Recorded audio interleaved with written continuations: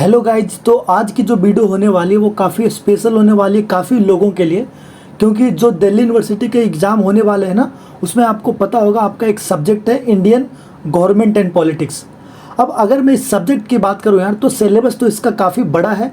आप अगर unit wise देखोगे तो काफ़ी ज़्यादा सिलेबस है, लेकिन एक्चुअली में आज मैं आपको 12 क्वेश्चन कराने वाला हूँ और पूरे पैटर्न को देखते हुए।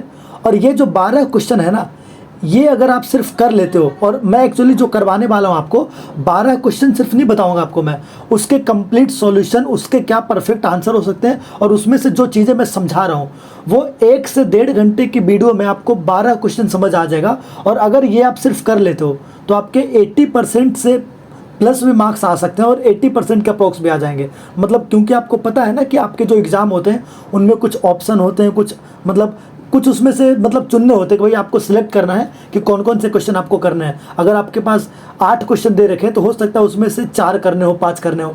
तो अगर उस हिसाब से देखें ना, तो आज की जो वीडियो होने वाली है, गारंटीड मैं दे रहा हूँ आपको, ये वाली वीडियो से आपके बहुत ज़्यादा फ़ायदा होने वाला है अगर आपने अभी तक अपने सब्जेक्ट का सिलेबस कंप्लीट नहीं किया है तो।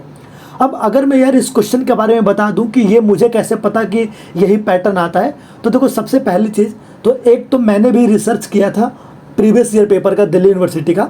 और एक दूसरी जो चीज़ है ना, ये जो क्वेश्चन प्रोवाइड किया गया है ये एक्चुअली में दिल्ली यूनिवर्सिटी के फैकल्टी के द्वारा प्रोवाइड किया गया है। मतलब जो दिल्ली यूनिवर्सिटी में ऑलरेडी अभी पॉलिटिकल साइंस की फैकल्टी हैं, डॉक्टर शिखा मैम, एक्चुअली वो पीएचडी अभी कर रही हैं, तो उनके द्वारा ये तैयार किया गया 12 क्वेश्चन है। तो उन्होंने बस क्वेश्चन दिए हैं और उसका जो सॉल्यूशन है वो मैं प्रॉपर, उसके क्या क्या सॉल्यूशन हो सकते हैं, क्या क्या किस तरीके से हम उसको आंसर करेंगे, वो सारी चीज़ें मैं आपको आज प्रोवाइड करने वाला हूँ। और अगर यार कोई इसमें से इंग्लिश मीडियम के भी हो तो कोई दिक्कत नहीं होने वाली, क्योंकि देखो मैं तो एक्चुअली में इंग्लिश मीडियम का ही हूँ, लेकिन मैं इस कंटेंट को देखते हुए चीज़ें मैं हिंदी में समझा रहा हूँ ताकि हिंदी मीडियम वाले बच्चों को भी फ़ायदा हो। और जो इंग्लिश मीडियम के बच्चे हैं ना, उनको मैं क्या करूँगा, एक अलग सी मैं पीडीएफ तैयार है मेरे पास, वो मैं अपने टेलीग्राम ग्रुप में डाल दूंगा पीडीएफ। आप वहाँ से वो सारी चीज़ें कर सकते हो इंग्लिश मीडियम के लिए। और तो बस आपका यार एक ही काम होगा कि मतलब आप क्या करोगे कि जो भी मैं यहाँ बता रहा हूँ 12 जो क्वेश्चन है ना, आप उस 12 क्वेश्चन को, हर एक क्वेश्चन के कुछ पॉइंट निकालो। मतलब एक्चुअली में मैंने ये जो सॉल्यूशन तैयार किया है ना, ये सॉल्यूशन प्रॉपर पॉइंट वाइज है। और ऐसा भी नहीं है कि बिल्कुल बहुत ज़्यादा ही शॉर्ट है और ऐसा भी नहीं है कि बहुत ज़्यादा लॉन्ग है। मतलब पॉइंट वाइज है, हर एक क्वेश्चन के 8 से 10 पॉइंट है और आपको सिर्फ वो पॉइंट याद रखने हैं और उस पॉइंट के अंदर की जो बात है वो मैं आपको समझा रहा हूँगा। और वो इस पीडीएफ में भी है, तो आप उसको नोट भी कर सकते हो। तो आपका काम यही होगा ना कि आप जिस तरीके से वीडियो देख रहे हो, भले ही आप 1.5x करके देख लो, लेकिन वीडियो को पूरा देखो। आप 1 घंटे में यहाँ से जो लेके जाओगे ना, आप एग्ज़ाम जब दे के आओगे तो आपके चेहरे पर एक मुस्कान होगी कि शायद मैंने वो वीडियो देखी है और उसका कुछ फ़ायदा हुआ। तो चलो यार, बिना टाइम वेस्ट किए आगे बढ़ते हैं इस वीडियो में। तो जो 12 क्वेश्चन है ना, उसमें जो सबसे देखो पहला क्वेश्चन आता है, वो पहला क्वेश्चन क्या है ना कि मौलिक अधिकार आपने सुना होगा, फंडामेंटल राइट, और डीपीएसपी आपने सुना होगा जिसको कहते हैं नीति निर्देशक तत्व। उन दोनों के सिद्धांत जो है ना, जो फंडामेंटल राइट है और जो नीति निर्देशक तत्व है, उन दोनों के बीच में क्या अंतर है। और क्वेश्चन जो आता है ना, वो क्या आता है कि ये दोनों ना एक दूसरे के पूरक कैसे हैं। पूरक का मतलब होता है कॉम्प्लीमेंट्री, कि हम मौलिक अधिकार और राज्य के नीति निर्देशक तत्व को अलग अलग नहीं कर सकते। ये दोनों एक दूसरे को पूरा करते हैं, पूरक होते हैं, कॉम्प्लीमेंट्री होते हैं। तो सबसे पहले ना देखो, आपको जब आंसर लिखना है ना, तो आप ये चीज़ें सीख लो कि जब भी कभी आप आंसर लिखो यार, तो उसके कुछ इंट्रोडक्शन होता है, कुछ बॉडी होता है और कुछ कंक्लूजन होता है। तो मैं भी आपको उसी तरीके से बताऊंगा। तो कुछ उसका इंट्रोडक्शन होगा। जब भी कभी आप इंट्रोडक्शन लिखो तो उस क्वेश्चन के अंदर ना कीवर्ड को पहचानो। अगर मैं इसकी बात करूँ इस क्वेश्चन में, तो देखो एक कीवर्ड है मौलिक अधिकार, फंडामेंटल राइट, और एक कीवर्ड है डीपीएसपी जिसको कहते हैं नीति निर्देशक तत्व। अब इन दोनों कीवर्ड के अंदर अगर आप देखोगे ना, तो आपको संविधान के अंदर अनुच्छेद पता होगा कि जो फंडामेंटल राइट होता है वो अनुच्छेद नंबर 14 से स्टार्ट होता है, और अगर स्टेट की डेफिनेशन को भी हम ले लें तो वो 12 से स्टार्ट होता है, अनुच्छेद नंबर 12 से। तो सबसे पहले जब आप क्वेश्चन को शुरुआत करोगे ना, तो आप थोड़ा सा इंट्रोडक्शन मौलिक अधिकार के और थोड़ा सा इंट्रोडक्शन नीति निर्देशक तत्व के दे सकते हो।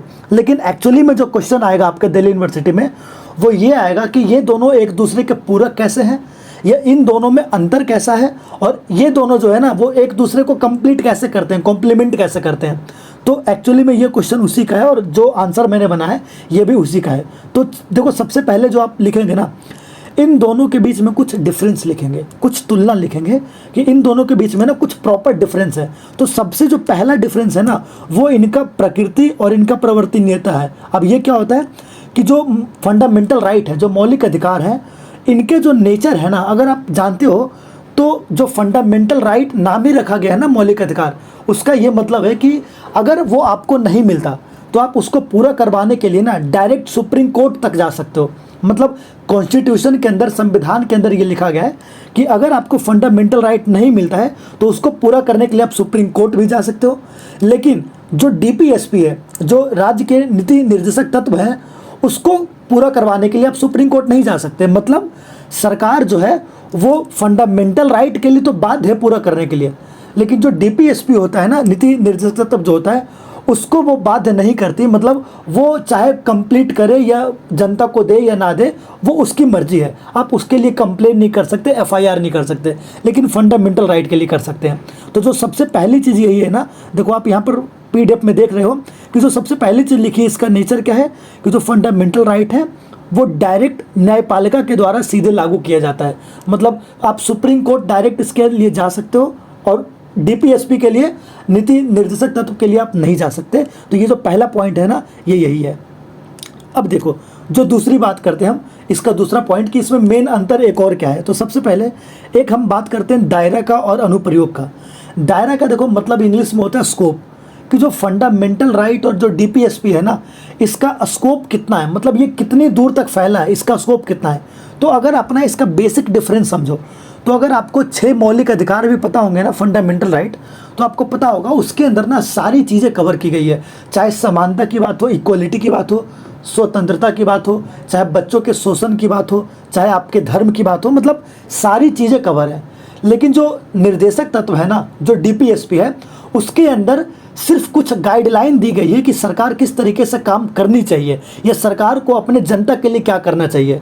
तो ध्यान रखना, जो फंडामेंटल राइट है उसका जो स्कोप है ना वो काफ़ी बड़ा है। स्कोप का मतलब होता है दायरा, कि वो कितना दूर तक उसका स्कोप फैला हुआ है, उसमें क्या क्या चीज़ें समाहित की गई है। तो जो फंडामेंटल राइट है उसका दायरा काफ़ी बड़ा है, जिससे आप जानते हो नागरिक को भी अधिकार मिले हैं, राजनीतिक अधिकार है, सामाजिक अधिकार है, आर्थिक अधिकार है, ये सारी चीज़ें हैं।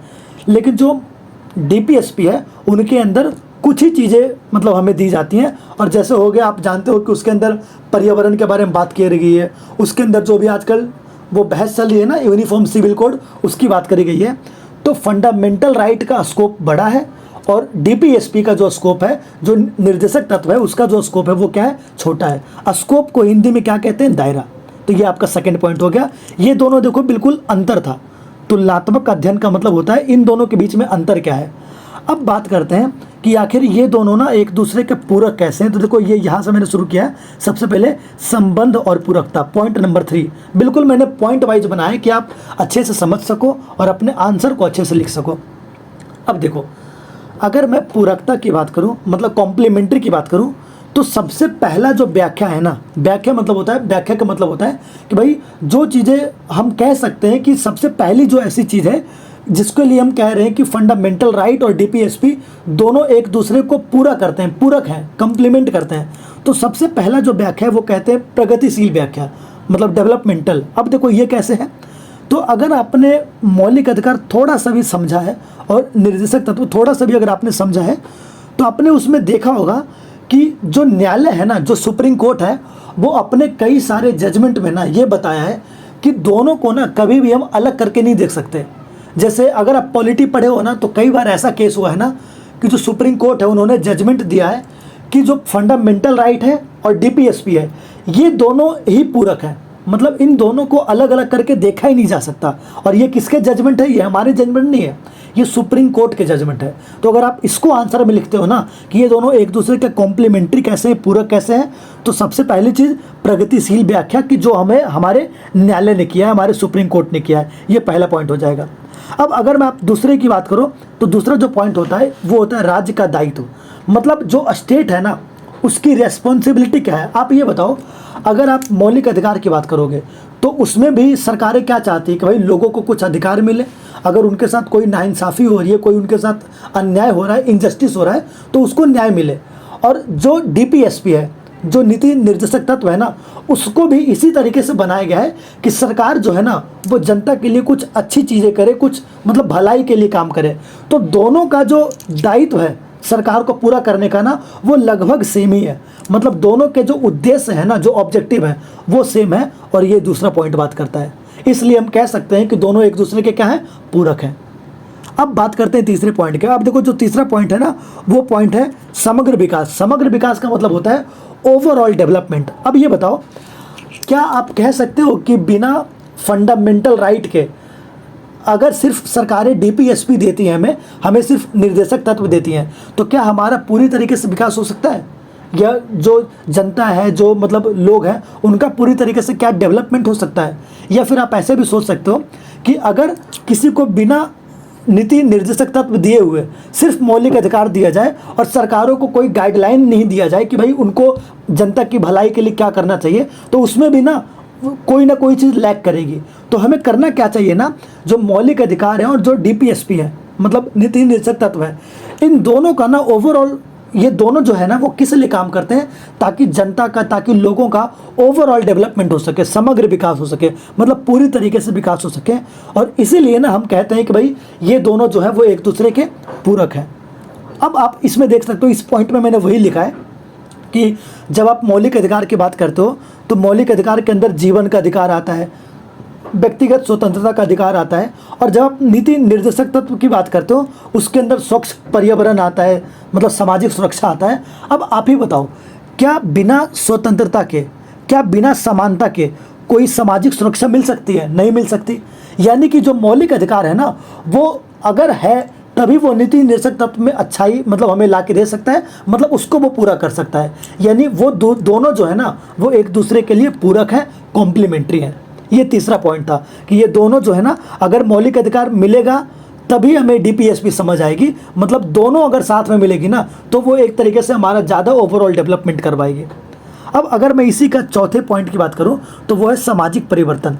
अब सामाजिक परिवर्तन का मतलब होता है ना, जो सोसाइटल चेंज हो रहा है ना, सोसाइटी में जो चेंज हो रहा है। अब आप बताओ, समाज में कई सारे ना चेंजेस आते रहते हैं, जैसे कभी कभी समाज में असमानता बढ़ जाती है, कभी कभी मतलब कुछ और बढ़ जाती है। तो मान लो अगर सरकारों को ना सकारात्मक कार्रवाई करनी है, जो पॉइंट में मैंने यहाँ लिखा है, जो पॉजिटिव अगर कुछ मतलब एक्शन लेना है सरकारों को, तो उसके लिए क्या होना चाहिए कि भाई उनको एक तो मौलिक अधिकार मिल रहा है, और एक उनके लिए डीपीएसपी का क्या मतलब हुआ कि सरकारों को क्या गाइडलाइन दी गई है। तो एक तरीके से ये दोनों मिलकर क्या करते हैं, समाज में परिवर्तन करते हैं ना, सोसाइटल चेंज करते हैं, जिसमें सोसाइटी और अच्छी बनती है, बेहतर बनती है। तो ये इसका चौथा पॉइंट हो सकता है कि हम इसलिए कह सकते हैं कि ये दोनों एक दूसरे के क्या है, पूरक हैं। तो देखो मैंने बिल्कुल पॉइंट वाइज आपको बताया।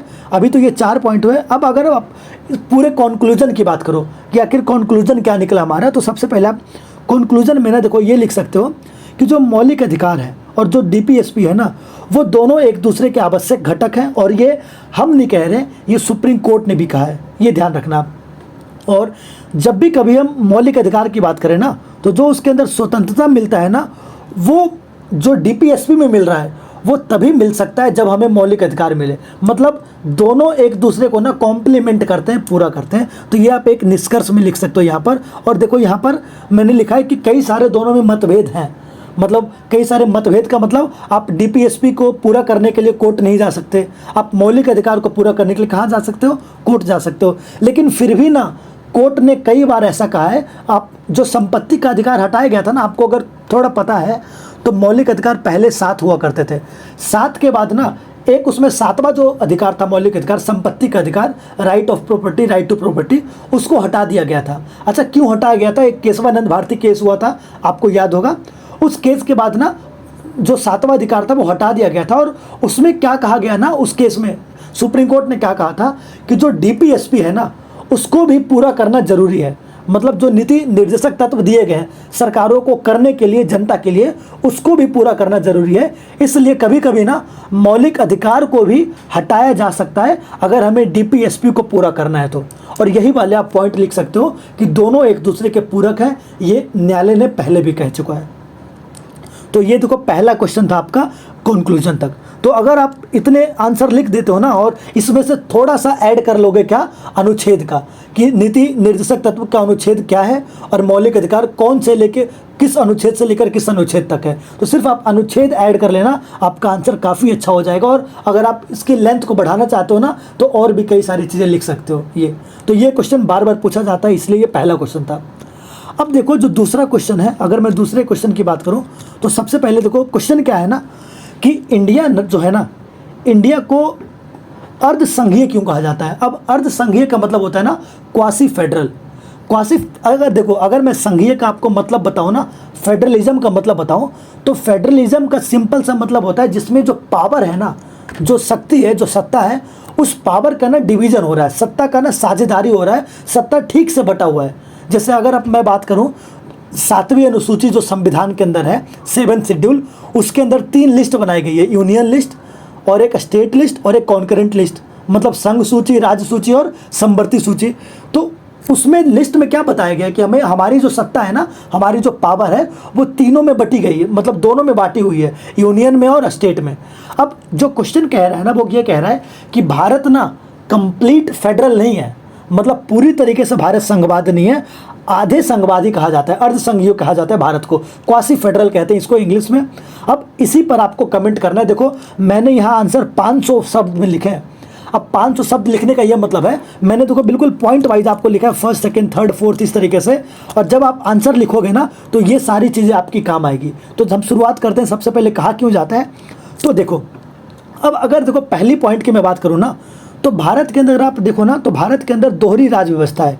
राज व्यवस्था का मतलब क्या होता है, यहाँ पर जो पॉलिटी चल रही है ना, जो शक्ति का विभाजन है, एक तो केंद्र सरकार हो जाता है और एक राज्य सरकार हो जाता है, तो दो जगह शक्ति का विभाजन है ना, तो इस तरीके से हम कह सकते हैं दोहरी राज व्यवस्था है। लेकिन अगर मैं ये कहूँ ना कि जो शक्ति का विभाजन है ना, वो कई ज़्यादा चीज़ें उसमें दी गई है संघीय सूची में, मतलब सेंट्रल गवर्नमेंट के पास ना ज़्यादा पावर है और स्टेट गवर्नमेंट के पास थोड़ी कम पावर है। तो इस तरीके से भी हम कह सकते हैं कि जो दोहरी राज व्यवस्था है ना, स्टेट और सेंटर के बीच में ये लागू होती है। तो ये पहला पॉइंट आप बना सकते हो। अब एक दूसरा पॉइंट जो मैंने आपको बताया, ये भी मैंने आपको बताया कि 3 लिस्ट बनाई गई है 7वीं अनुसूची के अंदर, 7th शेड्यूल के अंदर, शक्तियों का विभाजन। और इसमें अगर आप देखो ना, जो केंद्र सरकार की शक्ति है वो राज्य सरकार के लगभग ना 3 गुनी है। ये देखो यहाँ PDF में भी आप देख रहे होगे, 3 गुनी है मतलब। और अगर केंद्र सरकार इमरजेंसी लगा देती है, आपातकाल, जो इंदिरा गांधी ने लगाया था, उस समय तो हर चीज़ केंद्र के कंट्रोल में आ जाती है। मतलब उस समय तो भारत ना पूरी तरीके से ही संघीय खत्म हो जाता है, एक तरीके से पूरी तरीके से यूनिटरी हो जाता है, एकीकृत हो जाता है, सारी शक्ति प्राइम मिनिस्टर के पास आ जाती है, केंद्र के पास आ जाती है। तो ये आप दूसरा पॉइंट लिख सकते हो कि भारत पूरी तरीके से संघीय क्यों नहीं है, क्योंकि भारत के अंदर जो केंद्र सरकार के पास शक्ति है वो राज्य सरकार से ज़्यादा है। अब तीसरे पॉइंट की ओर बढ़ते हैं। देखो सबसे पहले भारत के अंदर ना संविधान की सर्वोच्चता है। अब अगर मैं संविधान की सर्वोच्चता का बात करूँ ना, तो भारत में ना जो सबसे टॉप है, मतलब आप अगर नेताओं की बात करो, कोई पोस्ट की बात करो, तो उन सबसे भी ऊपर भारत में कौन है, सबसे ऊपर कॉन्स्टिट्यूशन, संविधान। और ये बताओ अगर संविधान सबसे ऊपर है और संविधान के अंदर सारी शक्तियों को परिभाषित किया गया भाई कि कौन क्या कर सकता है, मुख्यमंत्री क्या कर सकता है, केंद्र सरकार क्या कर सकती है, तो ये सारे मामलों की जब अगर मैं बात करूँ ना, तो राष्ट्रीय महत्व का जो मामला है उसमें केंद्र का अधिकार होता है और जो राज्य के मामले हैं ना उस पर राज्य का अधिकार होता है। तो इस तरीके से भी हम क्या कह सकते हैं कि जो राज्य सरकार है ना, अगर मैं सिर्फ राज्य की बात करूँ, जैसे देखो आपने पढ़ा होगा ना, संसद में 2 सदन होते हैं, लोकसभा और राज्यसभा।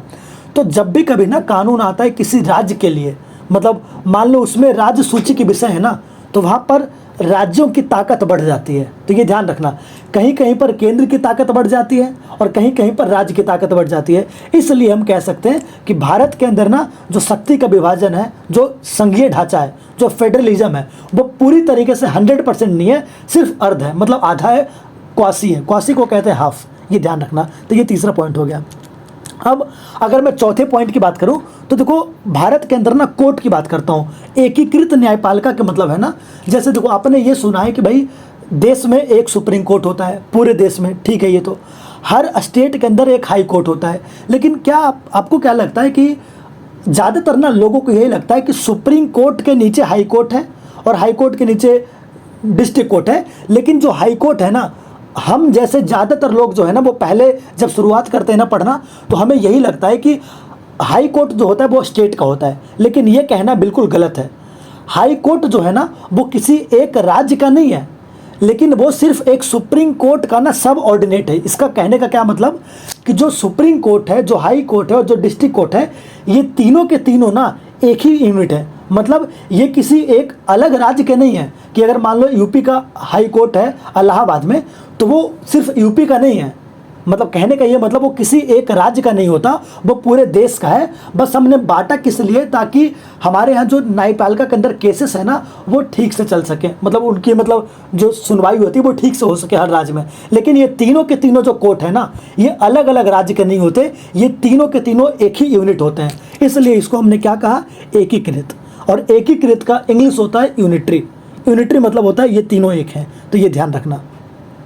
अच्छा ये बताओ, अगर ये तीनों एक हैं तो हम कह सकते हैं ना कि भारत के अंदर कोर्ट की जो पावर है वो भी ठीक से डिवाइड नहीं है, ये क्योंकि सब एक ही हैं। इसलिए हम कह सकते हैं कि भारत के अंदर 100% संघवाद नहीं है। संघवाद का क्या मतलब मैंने भी बताया था आपको। संघवाद का मतलब होता है शक्ति का विभाजन, मतलब डिवीजन ऑफ पावर। पावर का जो डिवीजन है ना, उसी को कहते हैं फेडरलिज्म या संघवाद।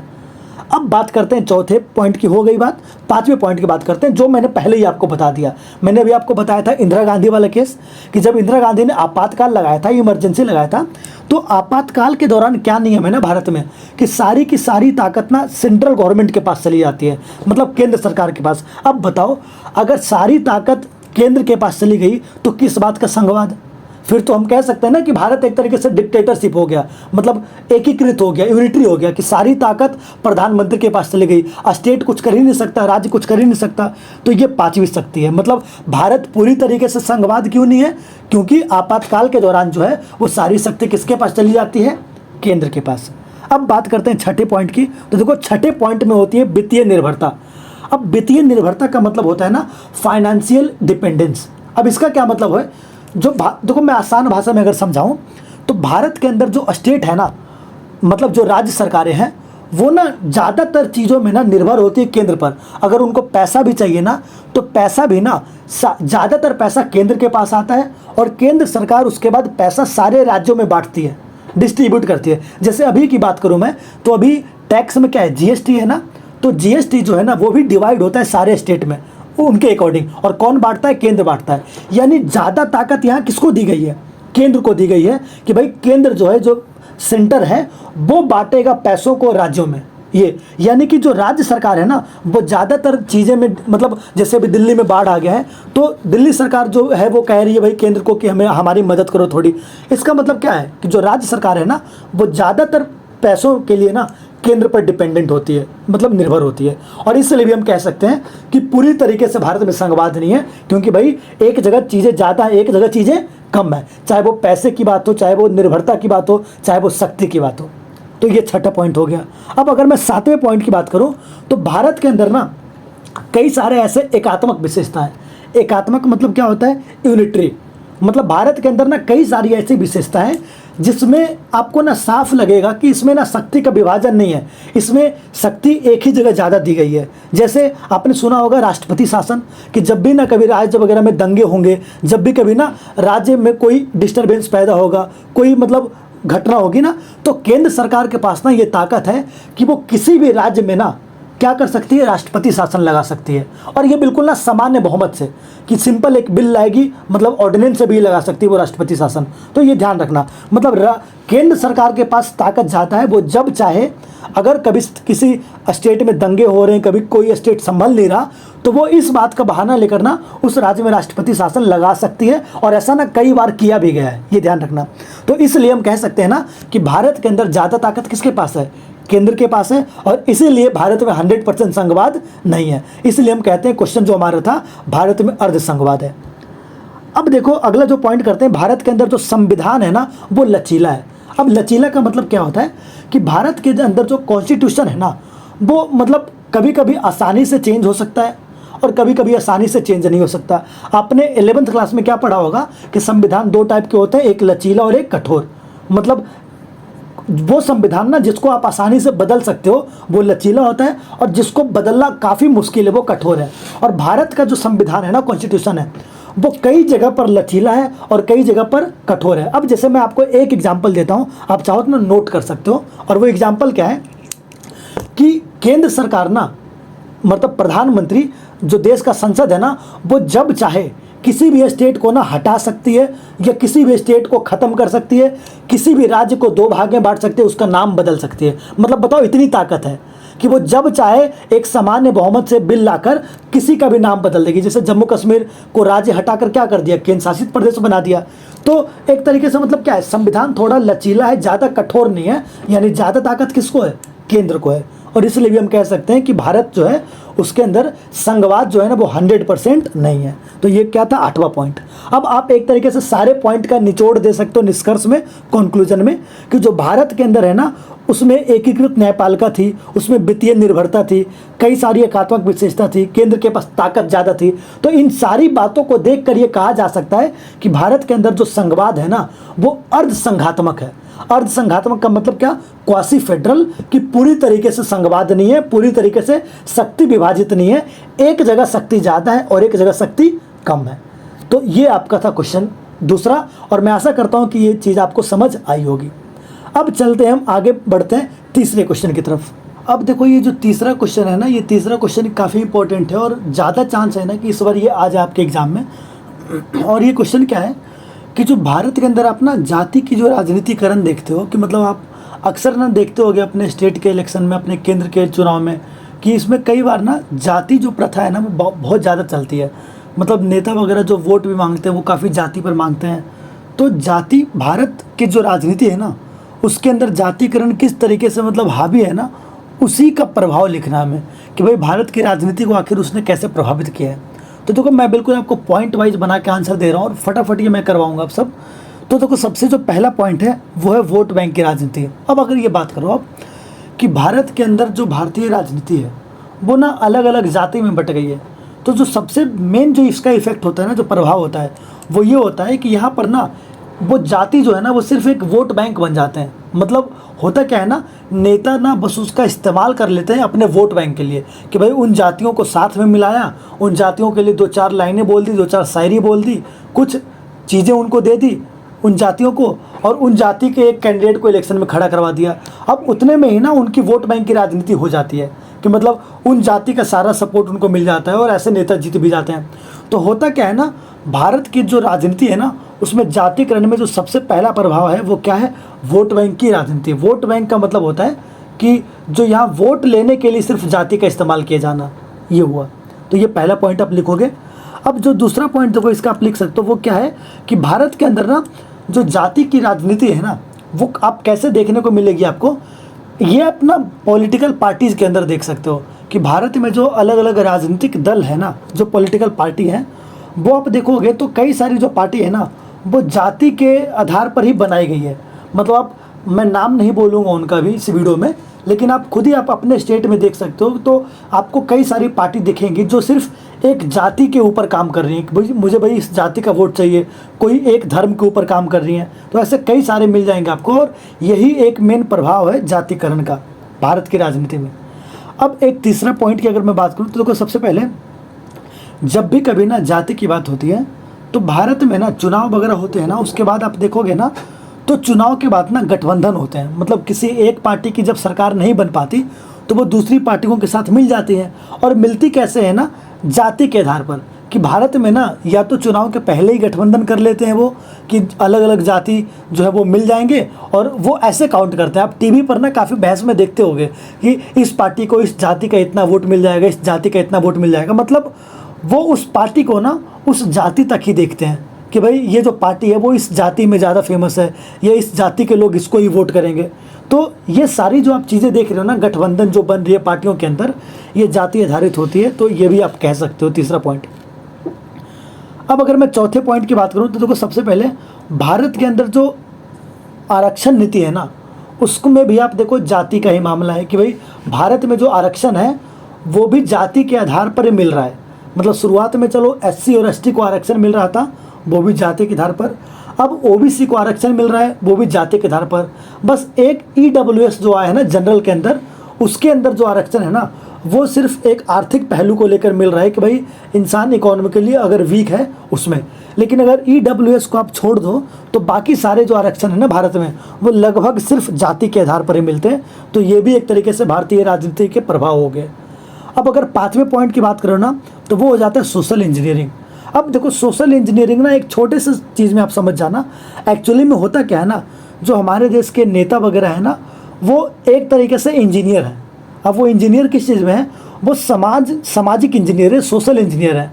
अब वो करते क्या है ना, समाज के चीज़ों को इतने अच्छे से समझते हैं ना कि भाई वो कौन सी चीज़ें बोलेंगे, किस जाति को कैंडिडेट को खड़ा करेंगे, किसको चुनाव में मतलब चुनाव में लड़वाएंगे तो वो जीत जाएंगे। ये सारी चीज़ों की समझना उन्हें होती हैं, और उनको ये भी पता होता है कि वो जो बोल रहे हैं ना किसी जाति के लिए, उसका क्या फ़ायदा होगा। और उससे करते क्या है, वो अलग अलग नेता जो है वो मिल जाते हैं, अलग अलग जाति को मिला लेते हैं। तो इससे ना जातियों के आधार पर उनको फ़ायदा हो जाता है। मतलब एक तरीके से ना वो समाज को ना एक सोशल इंजीनियरिंग के तहत उसका फ़ायदा उठा लेते हैं अपने वोट की राजनीति के लिए। उनको वोट मिल जाता है, उनका मतलब निकल जाता है।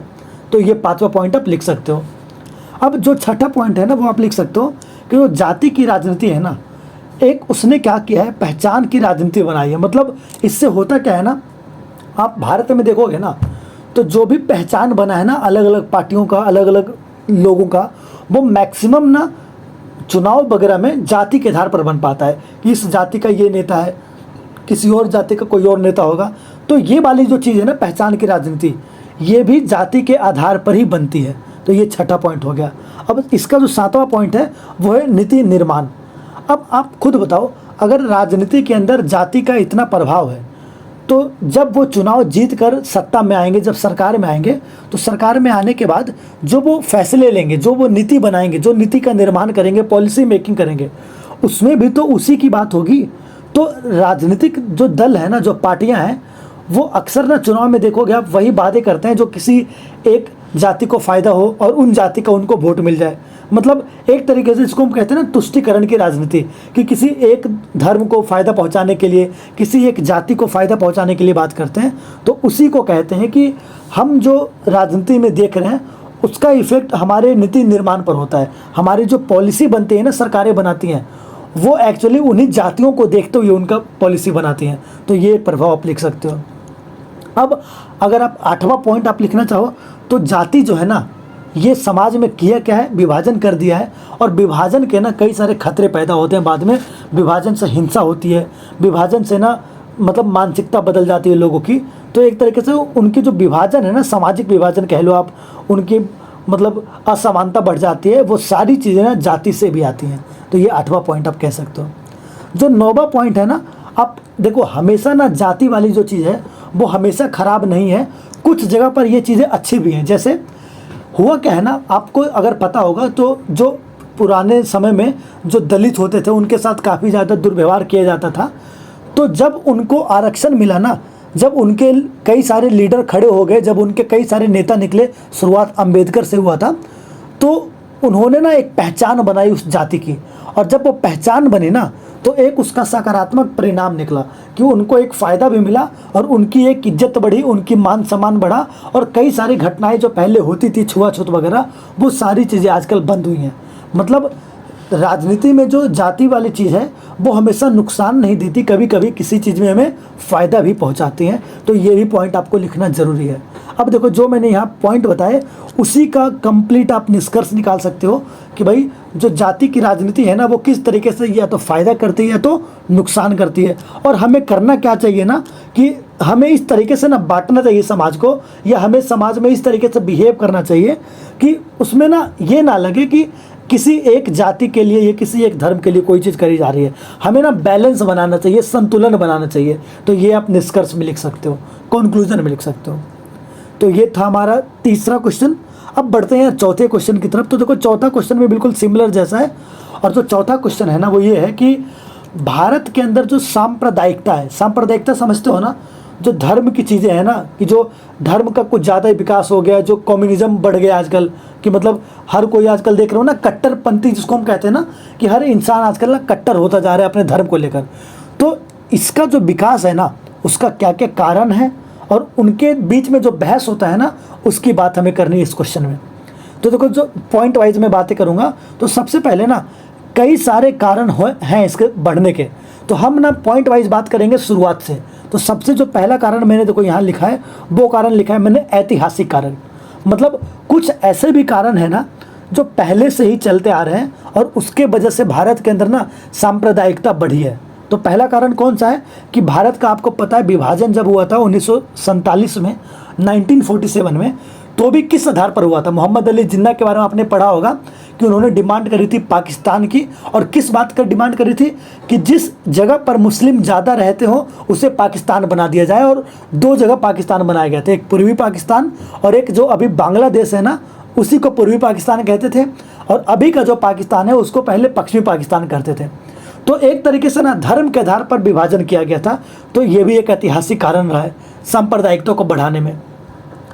अब आपने सुना होगा ना, जो ब्रिटिश शासन करते थे ना हमारे ऊपर, अंग्रेज, उनका एक ही मकसद था कि किसी भी तरीके से ना इनके यहाँ फूट डालो और शासन करो। मतलब हिंदू को लड़वाओ मुसलमानों से, ब्राह्मण को लड़वाओ ठाकुरों से, अलग अलग जाति में लड़वाओ, अलग अलग धर्म में लड़वाओ, और उसके बाद वो जब लड़ने लगे ना तो उनके ऊपर ही शासन करो। मतलब वो हमें बांट कर ही ना हमारे ऊपर 200-300 साल तक शासन करते रहे। तो ये भी एक कारण रहा था, ऐतिहासिक कारण, जिसके कारण ना सांप्रदायिकता जो है वो बढ़ गई थी। तो ये तो पहला पॉइंट हो गया आपका। अब अगर मैं दूसरे पॉइंट की बात करूँ ना, तो कुछ कारण जो है ना वो धार्मिक कारण होते हैं। अब पिछले क्वेश्चन की जब मैंने बात करी तो इसमें मैंने धार्मिक कारण की बात करी थी कि जो धर्म है ना, जो जाति है, वो भी ना सांप्रदायिकता को बढ़ाता है। मतलब उससे ना इंसान थोड़ा कट्टर होता है अपने जाति के लिए, अपने धर्म के लिए, और थोड़ी ना नफरत की भावना आ जाती है दूसरे धर्म के लिए, और यही ना उनकी शुरुआत हो जाती है सांप्रदायिकता की। तो ये वाली चीज़ आप लिख सकते हो पॉइंट नंबर सेकंड में। तो देखो यहाँ सांप्रदायिकता, लाम बंदी जो मैंने बोला ना कि अलग अलग संगठन बन जाते हैं, किसी एक धर्म के अलग संगठन हो गए, किसी दूसरे धर्म के अलग संगठन हो गए। मतलब एक पार्टी टाइप की ना संगठन बन जाती है जो कहती है भाई हम इस धर्म की रक्षा करेंगे, हम इस धर्म की रक्षा करेंगे। तो इससे ना कट्टरपंथी चीज़ें बढ़ती हैं, सांप्रदायिकता बढ़ता है। तो ये वाला पॉइंट था। अब जो तीसरा पॉइंट है ना, वो पॉइंट है सामाजिक आर्थिक कारक। अब ये क्या है ये समझना जरा। अगर मैं आर्थिक कारक की बात करूँ ना, तो आप अगर भारत में देखो ना, तो भारत में ना असमानता बहुत ज़्यादा है। मतलब कई लोगों के पास संपत्ति है, कई लोगों के पास नहीं है, कई लोगों के पास कई सारी संसाधन है, खेत है, कई सारी चीज़ें हैं, और कई लोगों के पास वो भी नहीं है। तो होता क्या है ना, भारत में ना अमीर और गरीब का फासला काफ़ी ज़्यादा है। तो इसलिए ना भारत में एक प्रतिस्पर्धा होती है, कंपटीशन होता है, और इन्हीं के बीच में ना एक असमानता पैदा होती है, इनइक्वालिटी पैदा होती है। और इससे ना लोगों के जो मन है ना, उनके अंदर एक तरीके से ना दूसरे के प्रति एक सांप्रदायिक बिहेवियर आता है। तो आप लिख सकते हो कि जो सांप्रदायिकता है उसका एक कारण आर्थिक असमानता भी हो सकती है। ठीक है। अब एक हो जाता है सामाजिक का मतलब क्या, जिसमें मैंने बात करी जाति वाली चीज़, जिसमें मैंने बात करी भेदभाव की चीज़ कि भाई समाज के अंदर आजकल कई जातियों के साथ पहले भेदभाव होता था। तो ये सारे जो कारण है ना, जाति धर्म, चाहे भेदभाव हो गए, ये छुआछूत हो गए, ये आजकल आप देखते हो कई स्टेट में ये अभी भी होता है। तो ये सारे जो कारण है ना, ये बढ़ावा देते हैं किसको, सांप्रदायिकता को। तो ये तीसरा पॉइंट था, ये ध्यान रखना। अब अगर मैं चौथे पॉइंट की बात करूँ ना, तो इसमें कुछ ऐतिहासिक शिकायतें हैं। अब देखो इसका क्या मतलब है, जब भी कभी ना हम सांप्रदायिकता की बात करते हैं ना, तो आप हमेशा देखोगे ना उसमें कुछ ऐसी चीज़ होती है जिसको हम पीछे से जोड़ते हैं कि भाई 10 साल से हो रहा है ये, या 20 साल से हो रहा है ये। मतलब सांप्रदायिकता जो है ना हमेशा एक पीछे की कहानी से लिंक होता है, और यही वाली चीज़ ना आगे बढ़ा देता है उसको, और लोग और कट्टर होते जाते हैं अपने चीज़ों के लिए। तो ये आप चौथे कारण में लिख सकते हो। और अगर पांचवें कारण की बात करूं, तो पांचवें कारण आपको मैंने क्वेश्चन नंबर सेकंड थर्ड में ही बताया था कि राजनीतिक शोषण भी होता है कभी कभी। मतलब क्या है कि जो पॉलिटिकल पार्टी है, राजनीतिक दल जो है ना, कभी कभी वही उकसाते हैं चीज़ों को कि वो जाति को बढ़ावा देते हैं, वो धर्म को बढ़ावा देते हैं, ताकि वो ना वोट की राजनीति कर सके और उनको किसी एक खास जाति का वोट मिल सके, किसी एक खास धर्म का वोट मिल सके। और कभी कभी राजनीतिक दल भी है ना, वो भी सांप्रदायिकता को बढ़ा देते हैं। तो ये भी आप लिख सकते हो यहाँ पर। अब देखो छठा जो कारण है वो क्या कारण है, कोई बाहरी प्रभाव। अब बाहरी प्रभाव का मतलब क्या है ना, कभी कभी भारत के अंदर की चीज़ें नहीं होती, कुछ ऐसी घटना भारत के बाहर घट जाती है, विदेशों में घट जाती है, और उसका प्रभाव ना हमारे देश में पड़ जाता है, और उससे भी क्या होता है ना कि हमारे देश में सांप्रदायिकता बढ़ जाती है, कभी कभी मतलब दंगे भड़क जाते हैं। तो कभी कभी कोई कारण बाहर के भी हो सकते हैं, ये भी आप ऐड कर सकते हो अपने आंसर में। तो ये तो छठा हो गया। अब सातवें कारण की बात करते हैं। देखो सातवां जो कारण है ना वो मीडिया है। अब देखो आजकल अगर आप बात करो ना तो कई बार ना मीडिया पर ज़्यादातर हिंदू और मुस्लिम के डिबेट चलते हैं। अब होता क्या है ना, इन डिबेटों का होता क्या है, इन डिबेटों से ना जो बहस चलती है मीडिया के ऊपर, न्यूज़ चैनल के ऊपर, इससे ना लोगों के अंदर जो मन है, मतलब उनके अंदर ना एक कट्टरपंथी भावना पैदा होती है। वो किसी एक खास धर्म के प्रति नफरत करने लगते हैं, कोई एक खास जाति के प्रति उनके मन में नफरत हो जाती है, और ये बढ़ावा मिलता है किससे? मीडिया से, न्यूज़ चैनल से। तो वो भी एक कारण हो सकते हैं सांप्रदायिकता को बढ़ाने के लिए। और आजकल आपको पता है मीडिया में भी ना सबसे ज़्यादा जो चीज़ें फैलती है वो फैलती है इंटरनेट पर, और वो आप आंसर में लिख सकते हो सोशल मीडिया। मतलब सोशल मीडिया भी एक तरीके से बहुत बड़ा प्रभाव डालता है आजकल चीज़ों को फैलाने में, दंगे भड़काने में। दंगे को रोकने में भी फ़ायदा होता है, और दंगे भड़काने में भी ज़्यादा इस्तेमाल किसका होता है? सोशल मीडिया का। चाहे व्हाट्सएप के ग्रुप की बात हो, चाहे फेसबुक की बात हो, इंस्टाग्राम की बात हो, कई जगह पर ना आजकल ऐसे कट्टरपंथी और सांप्रदायिक चीज़ें चलती हैं। तो ये आप सातवां पॉइंट लिख सकते हो। अब आठवां जो है वो क्या पॉइंट है कि जब भी कभी ना धर्मनिरपेक्षता की बात होती है, धर्मनिरपेक्षता का मतलब क्या होता है कि हम किसी एक धर्म को नहीं मतलब सपोर्ट करेंगे, हम सारे धर्म को ना समान मानेंगे। लेकिन होता क्या है ना कहीं ना जो हमारी धर्मनिरपेक्षता है ना उसमें कुछ कमी आई है, और इसलिए हमारे देश में धीरे धीरे सांप्रदायिकता जो है ना वो बढ़ते जा रही है। तो ये भी एक कारण है कि जो धर्मनिरपेक्षता है ना उसके अंदर कहीं ना कहीं कमी आई है, और उसी से ना सांप्रदायिकता में बढ़ावा मिला है। तो ये आप लिख सकते हो आठवां पॉइंट। अब इसी का ना आप निष्कर्ष निकाल सकते हो कि आप जितने भी पॉइंट पढ़े ना उसको मिलाकर कि हमें क्या करना चाहिए, और यही वाली चीज़ ना हमें थोड़ी ठीक करनी चाहिए कि भाई समाज में हमें विषमता दूर करनी चाहिए, सांप्रदायिकता तनाव को ना रोकने के लिए अलग अलग जगह अलग अलग धर्म को, जाति को, मतलब मानव को या लोगों को हमें बढ़ावा देना चाहिए, उनकी असमानता को दूर करनी चाहिए, उनके बीच में जो इनइक्वालिटी बढ़ गई है ना उसको दूर करना चाहिए। और इससे होगा क्या? इससे सांप्रदायिकता जो है वो धीरे धीरे क्या होगी? खत्म होगी। तो ये आप निष्कर्ष में लिख सकते हो, कंक्लूजन में लिख सकते हो, ये ध्यान रखना। अब हम चलते हैं पांचवें क्वेश्चन की ओर। तो देखो पांचवा जो क्वेश्चन है ना वो इम्पोर्टेंट है, कई बार आ चुका है।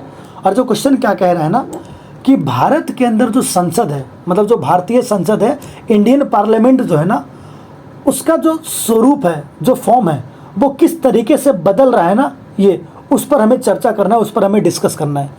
तो सबसे पहले ये बताओ, आप भारत के संसद के बारे में तो ज़रूर जानते होगे, पार्लियामेंट के बारे में। संसद में कितने सदन होते हैं? 2 सदन होते हैं। तो अगर मैं ना इनके बदलते स्वरूप पर चर्चा करूँ ना कि भाई ये किस तरीके से बदल रहा है, तो पॉइंट वाइज अगर बात करें तो सबसे जो पहला पॉइंट आता है ना वो पॉइंट आता है प्रतिनिधित्व का। अब इसका जो मतलब होता है ना वो ये होता है रिप्रेजेंटेशन। अब देखो रिप्रेजेंटेशन की बात करो ना, प्रतिनिधित्व की, तो आप देखोगे समय के साथ ना जो पहला पॉइंट है चुनावी आधार जो है ना उसका विस्तार हो रहा है। अब ये कैसे कह सकता हूँ मैं?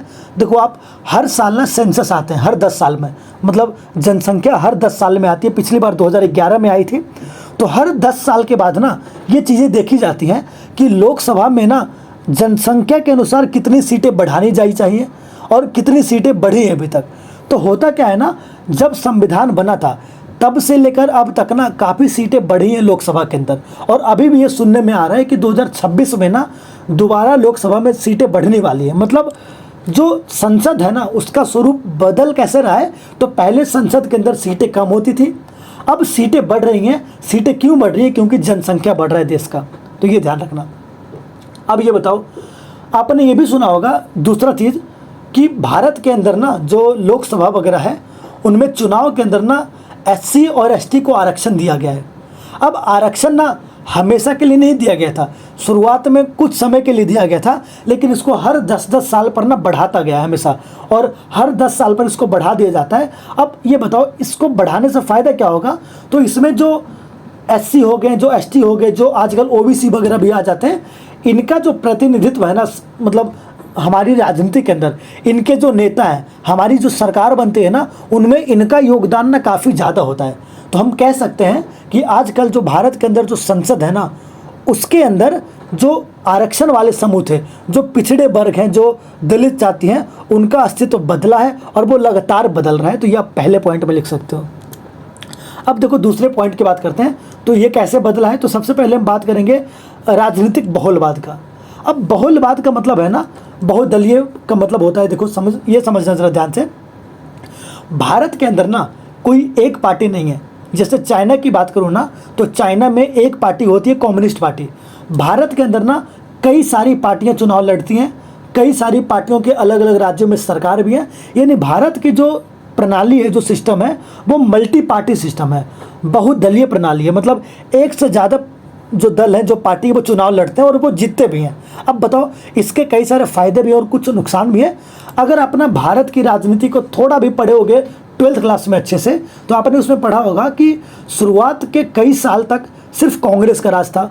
उसके बाद धीरे धीरे ना कांग्रेस को हटाकर कई राज्यों में ना अलग अलग सरकारें चलने लगी। मतलब हुआ क्या, पहले एक पार्टी का शासन था, उसके बाद धीरे धीरे अलग अलग पार्टियां आई और उनका अस्तित्व अलग अलग राज्य में बढ़ने लगा।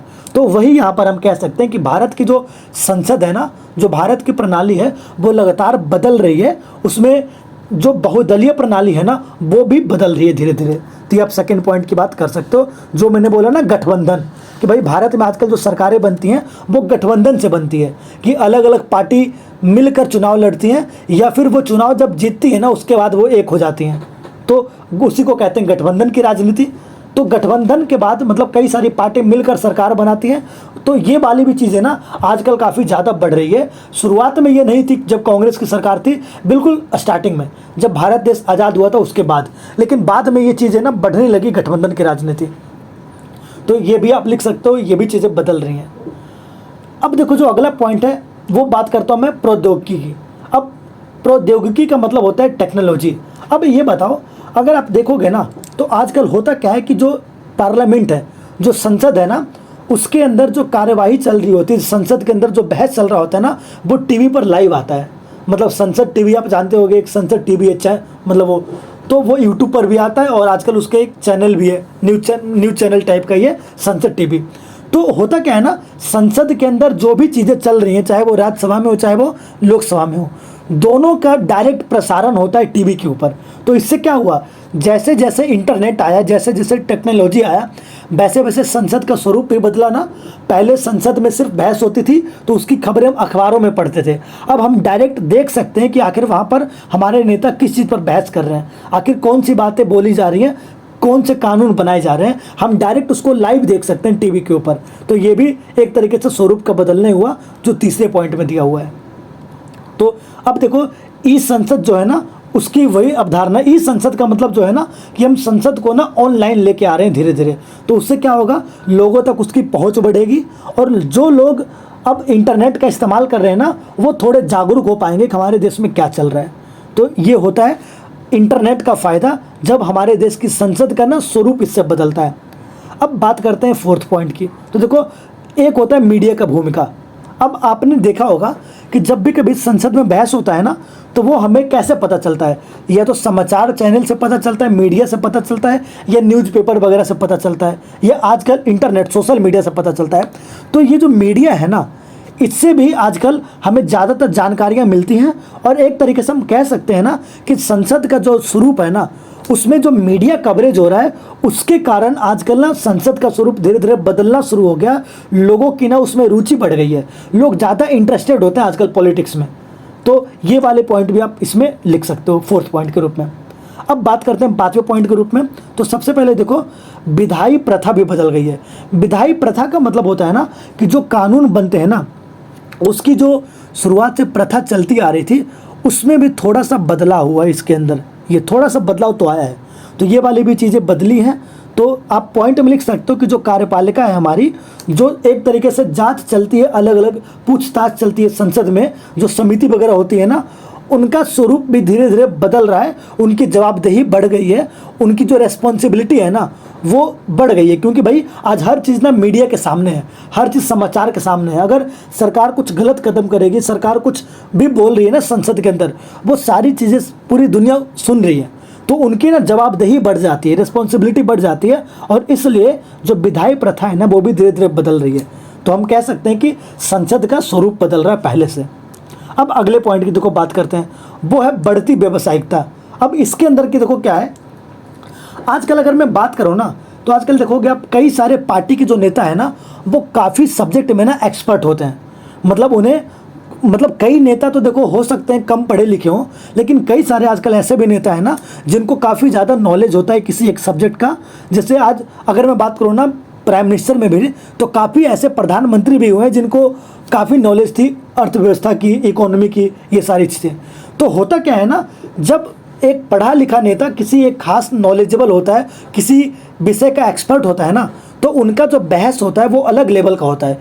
तो ये वाली चीज़ें भी ना आजकल बढ़ रही हैं कि मतलब संसद के अंदर ना कई ऐसे नेता आ रहे हैं जो कई चीज़ों के एक्सपर्ट हैं।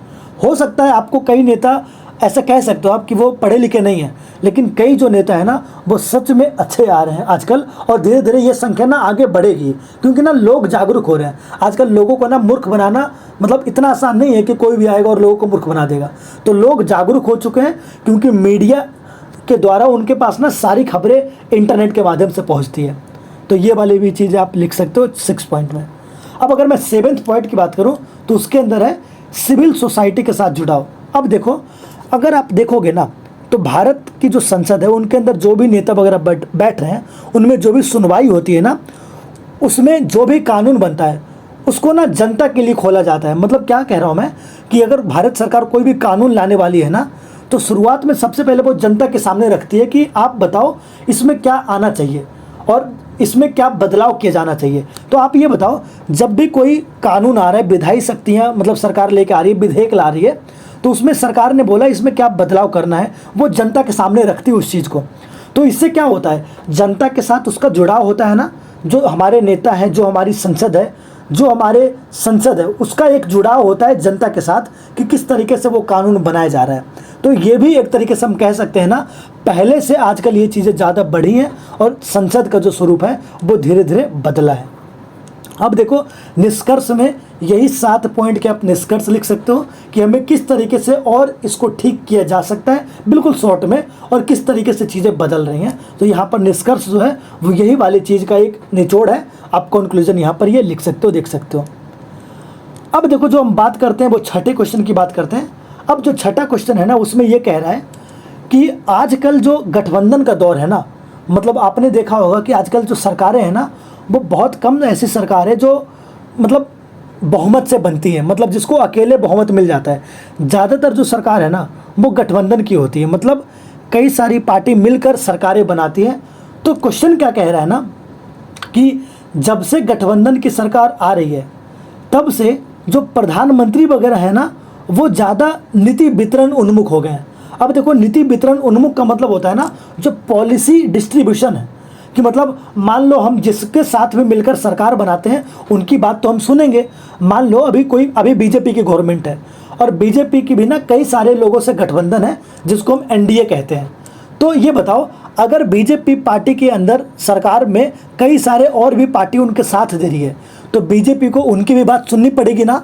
तो जब भी बीजेपी कोई फैसला लेगी या कांग्रेस कोई अगर फैसला लेगी, तो वो अपने गठबंधन की बात भी सुनेगी, जो उनके साथ पार्टियां मिली होंगी। मतलब क्या होगा, अगर वो उनकी बात नहीं सुनेंगी तो होगा क्या, वो अब मतलब गठबंधन से बाहर आ जाएंगी वो पार्टी। तो होता क्या है ना, जो गठबंधन का युग है ना, उसने क्या किया है, एक नीति वितरण उन्मुख हो गया। मतलब गठबंधन के बाद पार्टियों को ना ज़्यादा फायदा हो रहा है, वो अपनी बात मनवा लेते हैं कि हमें ये डिमांड है, हमारी ये डिमांड है, और हमें मतलब जिन पार्टी का सरकार होता है ना उनको मानना पड़ता है। क्यों? क्योंकि उनकी पार्टी जो है वो गठबंधन से चल रही है। अगर वो उनकी डिमांड नहीं मानेंगे, उनकी मांग नहीं मानेंगे ना, तो हो सकता है उनकी सरकार चली जाए। तो इसी को ना आपको एग्जाम्पल से समझाना है कि किस तरीके से आजकल नीति वितरण उन्मुख हुआ है, मतलब पॉलिसी डिस्ट्रीब्यूशन किस तरीके से किया जा रहा है, यही आपको एग्जाम्पल से समझाना है। तो देखो, सबसे पहला पॉइंट जो है वो है गठबंधन की मजबूरी। अब आप बताओ, जब भी कभी सरकार बनेगी, तो जब भी कभी कोई गठबंधन होगा तो उनकी एक मजबूरी होगी ना। अगर उनको पूरी तरीके से बहुमत नहीं मिला तो गठबंधन ना मजबूरी बन जाती है कि भाई उनकी बात माननी पड़ेगी। और आपको याद है जब 2005 में एक कानून आया था मनरेगा का, जिसके तहत मतलब 100 दिन की रोजगार की गारंटी थी ना, वो जो कानून था ना, आप एग्जाम्पल में लिख सकते हो कि ये भी कानून ना गठबंधन की सरकारों को देखते हुए लाया गया था, कि सारी जो गठबंधन की सरकार है ना, उनसे बात करके इस कानून को लाया गया था जब मनमोहन सिंह की सरकार थी, मतलब कांग्रेस की सरकार थी 2005 में। तो ये ध्यान रखना, गठबंधन की मजबूरी के कारण ना सरकारें जो है ना उनकी बात मानती है, और कई बार कुछ अच्छी मतलब चीज़ें भी आती हैं, कुछ अच्छा फैसला भी सरकार लेती है। तो ये पहला पॉइंट लिख सकते हो आप। अब देखो जो दूसरा पॉइंट यहाँ पर बातें होती हैं वो होता है समावेशी नीतियों पर जोर। अब समावेशी का मतलब क्या होता है ना, कि जो गठबंधन में सहयोगी हैं, मतलब जो जो पार्टी सरकार का साथ दे रही हैं, उनकी बातें मानने के लिए ना सरकार कई सारे ऐसे फैसले लेती हैं, और ऐसे फैसले जब लेती है ना तो उनमें ना जातियों की झलक दिखती है हमें, उनमें हमें समाज की झलक दिखती है। जैसे अगर मैं एक बात करूँ ना, अभी मोदी जी ने एक शुरू किया था प्रधानमंत्री जनधन योजना। अब ये बताओ, जनधन योजना जो था वो क्या था, कि भाई कोई भी जीरो अकाउंट में भी खाता खोल सकता है अपना। तो ये जो चीज़ें आई थी, ये कैसे आई थी कि जो बीजेपी की भी सरकार चल रही है उसमें कई सारे गठबंधन हैं, और गठबंधन में कई सारे अलग अलग समाज के नेता हैं, अलग अलग दलित के नेता हैं, अलग अलग वर्ग के नेता हैं। तो उन सभी की बातों मनवाने के लिए, मतलब सबके सामने एक अच्छी इमेज के लिए ना, कि भाई उनमें हम अच्छा काम कर रहे हैं, तो सरकार को दिखाना पड़ेगा ही।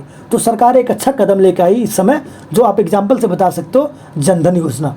मतलब होता क्या है ना, कई सारी नीति को ना हम जोड़कर लोगों को दिखाने के लिए, लोगों को भलाई के लिए, कि भाई हम लोगों के लिए कुछ अच्छा काम कर रहे हैं, उसके लिए सरकार जो है ना वो कुछ अच्छी नीति लाती है, कुछ अच्छे फैसले ले लेती है गठबंधन के कारण। अब देखो एक तीसरा पॉइंट आप लिख सकते हो, जब भी कभी ना सरकार में गठबंधन होता है ना, तो नीति जो है ना, मतलब जो काम है वो थोड़ा जल्दी होता है। अब जल्दी क्यों करेगी सरकार काम, क्योंकि होता क्या है ना, सरकार अगर काम जल्दी नहीं करेगी ना तो अगले चुनाव में उसको वोट मांगने जाना है, और जब वोट नहीं मिलेगा तो फिर वो चुनाव हार जाएंगी। तो होता क्या है ना, जो गठबंधन में पार्टी हैं वो भी दबाव डालती हैं कि भाई ये काम करना है, तो अगर जल्दी करना है तो ज़्यादा फायदा हो सकता है उन्हें चुनाव में। तो कई बार ना मतलब चीज़ें काफ़ी जल्दी लाई जाती हैं और तेज़ी होती है कई फैसले में। जैसे आप एग्जाम्पल में आप लिख सकते हो, जो मोदी गवर्नमेंट ने लाई थी चीज़ें, ये जीएसटी लागू हुआ ना टैक्स में। तो जीएसटी की जो चीज़ें थी ना, कि टैक्स सिस्टम जो हमारा काफ़ी कॉम्प्लेक्स है, जटिल है, उसको थोड़ा आसान बना दिया गया था, कि भारत के अंदर अलग अलग राज्य में जितने भी कर हैं, जितने भी टैक्स हैं, उन सबको ख़त्म करके पूरे देश में एक ही टैक्स लाया गया। तो एक तरीके से क्या हुआ, हमने नीति को, हमने पॉलिसी को लाने में बिल्कुल तेज़ी दिखाई और सारी चीज़ों को जल्दी ख़त्म किया। तो ये वाला पॉइंट लिख सकते हो।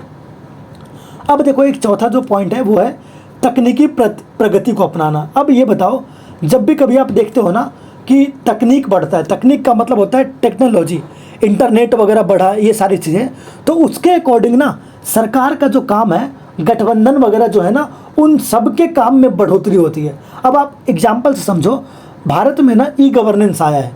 ई गवर्नेंस का मतलब है ना, आजकल सरकार की ज़्यादातर जो स्कीम है ना वो आप ऑनलाइन ही भर सकते हो, आप अपने स्कॉलरशिप वगैरह जो है वो ऑनलाइन ही भर सकते हो। मतलब ज़्यादातर चीज़ें ना आजकल डिजिटल हो गई है टेक्नोलॉजी आने से, तो ये फ़ायदा हुआ है। अब देखो एग्जाम्पल में आप यही लिख सकते हो कि जो डिजिटल इंडिया कॉन्सेप्ट चलाया गया है, कि भाई जिसमें हमें सरकार की जितनी भी चीज़ें हैं वो डिजिटली मतलब हमें प्रचार करना है, और सारे जो गवर्नमेंट के साइट हैं वो ऑनलाइन होने चाहिए, ताकि उससे किसका फ़ायदा होगा, जनता का। तो ये वाली चीज़ें आप लिख सकते हो कि गठबंधन वगैरह के कारण ना जो नीति है ना उसमें और विकास हुआ है टेक्नोलॉजी के क्षेत्र में भी। अब अगर मैं बोलूँ वैश्विक जुड़ाव की बात, मतलब इसमें क्या होता है ना कि जो इसकी राजनीति है ना, प्रधानमंत्री वगैरह जो है ना, इनमें ना जो दुनिया के अंदर भारत की जो इमेज है वो अच्छे करने के लिए ना सब में होड़ होती है। देखो हर प्रधानमंत्री जब भी आते हैं ना तो उनका एक चीज़ ज़रूर फोकस होता है कि बाकी देशों के अंदर भारत की जो इमेज है ना वो अच्छी हो जाए। और देखो इससे ना उनको भी फ़ायदा होगा, अगर भारत की इमेज अच्छी होगी तो भारत का भी फ़ायदा है, और जो पार्टी उस समय सरकार में है उसको भी फ़ायदा है, और वो इसलिए भी ये काम करेंगे। अब ध्यान होगा आपको कि मोदी सरकार ने एक काम किया था, मेक इन इंडिया स्कीम चलाया था, जिसके तहत इन्होंने क्या बोला था कि हम विदेशों में ना जो भी कंपनी है वो भारत आए और भारत में सामान को बनाए। तो इससे क्या हुआ, एक तरीके से भारत के अंदर जो उत्पादन है, वो फैक्ट्री है, वो धीरे धीरे बढ़ेगी, और जब फैक्ट्री वगैरह बढ़ेगी ना तो इससे देश की इमेज तो बढ़ेगी ही बढ़ेगी, साथ में पार्टियों की भी इमेज बढ़ेगी, जो सरकार में होगी प्रधानमंत्री की भी इमेज बढ़ेगी। तो ये भी ध्यान रखना, नीति में सुधार होता है। अब जो छठा पॉइंट है ना, वो पॉइंट क्या है कि जब भी कभी गठबंधन की बात होती है ना तो गठबंधन के बाद का जो समय है ना, उसमें क्या बदलाव हुआ है, राष्ट्रीय और जो क्षेत्रीय हित हैं उनके बीच में ना बैलेंस आने लगा है। अब आप खुद ही बताओ, अगर आप यूपी से हो, अगर आप बिहार से हो, अगर आप किसी राजस्थान वगैरह से हो, आप किसी भी स्टेट से हो, स्टेट वाली जो पार्टी होती है ना, आजकल वो अपने चुनाव में ना काफ़ी सीटें जीत जाती हैं। तो होता क्या है ना, वो जब गठबंधन में आती हैं उसके बाद की जब राजनीति बदली है ना, तो उनका महत्व बढ़ गया है। आजकल ना, जैसे अगर मैं बात करूं, बंगाल के अंदर ममता बनर्जी हैं, बिहार के अंदर नीतीश कुमार है और लालू यादव हैं, यूपी के अंदर अखिलेश यादव वगैरह हो गए, तो इसी तरीके से साउथ में भी हैं, मतलब ईस्ट में भी हैं। तो अगर सारी जगह की बात करो ना, तो एक राज्य के अंदर ना जो क्षेत्रीय पार्टी है ना, उसका महत्व बढ़ गया है। उसकी मतलब जो पहले से इमेज थी, उसकी जो ताकत थी ना, वो बढ़ गई है। और क्षेत्रीय ताकत बढ़ने के साथ ही ना, जो उनके हित हैं, जो बैलेंस है, जो संतुलन है, वो बनाए रखना पड़ता है। इसलिए जो भी सरकार में रहेगी ना, वो गठबंधन के बाद हमेशा यही करेगी कि क्षेत्रीय पार्टी ना कभी भी नुकसान उससे उनको ना हो। और आपने देखा होगा कि एक स्कीम आई थी उज्ज्वला योजना अभी, और उज्ज्वला योजना में क्या हुआ था कि भाई उसमें परिवारों को ना मुफ्त एलपीजी सिलेंडर दिया गया था, और ये पूरे देश के लिए था। अब ये बताओ ये क्यों दिया गया होगा? क्योंकि आजकल ना क्षेत्रीय पार्टी का दबाव बढ़ रहा है। उससे क्या होगा ना कि सरकार जो है ना, वो सरकार की इमेज किसी की कम हो सकती है और क्षेत्रीय पार्टी का दबाव बढ़ सकता है। इसलिए सरकारें, प्रधानमंत्री वगैरह है ना, उनको काम करना ही पड़ेगा, और इसलिए कई सारे नीति ना लिए जाते हैं, कई सारे फैसले लिए जाते हैं। तो ये आप ध्यान रखना।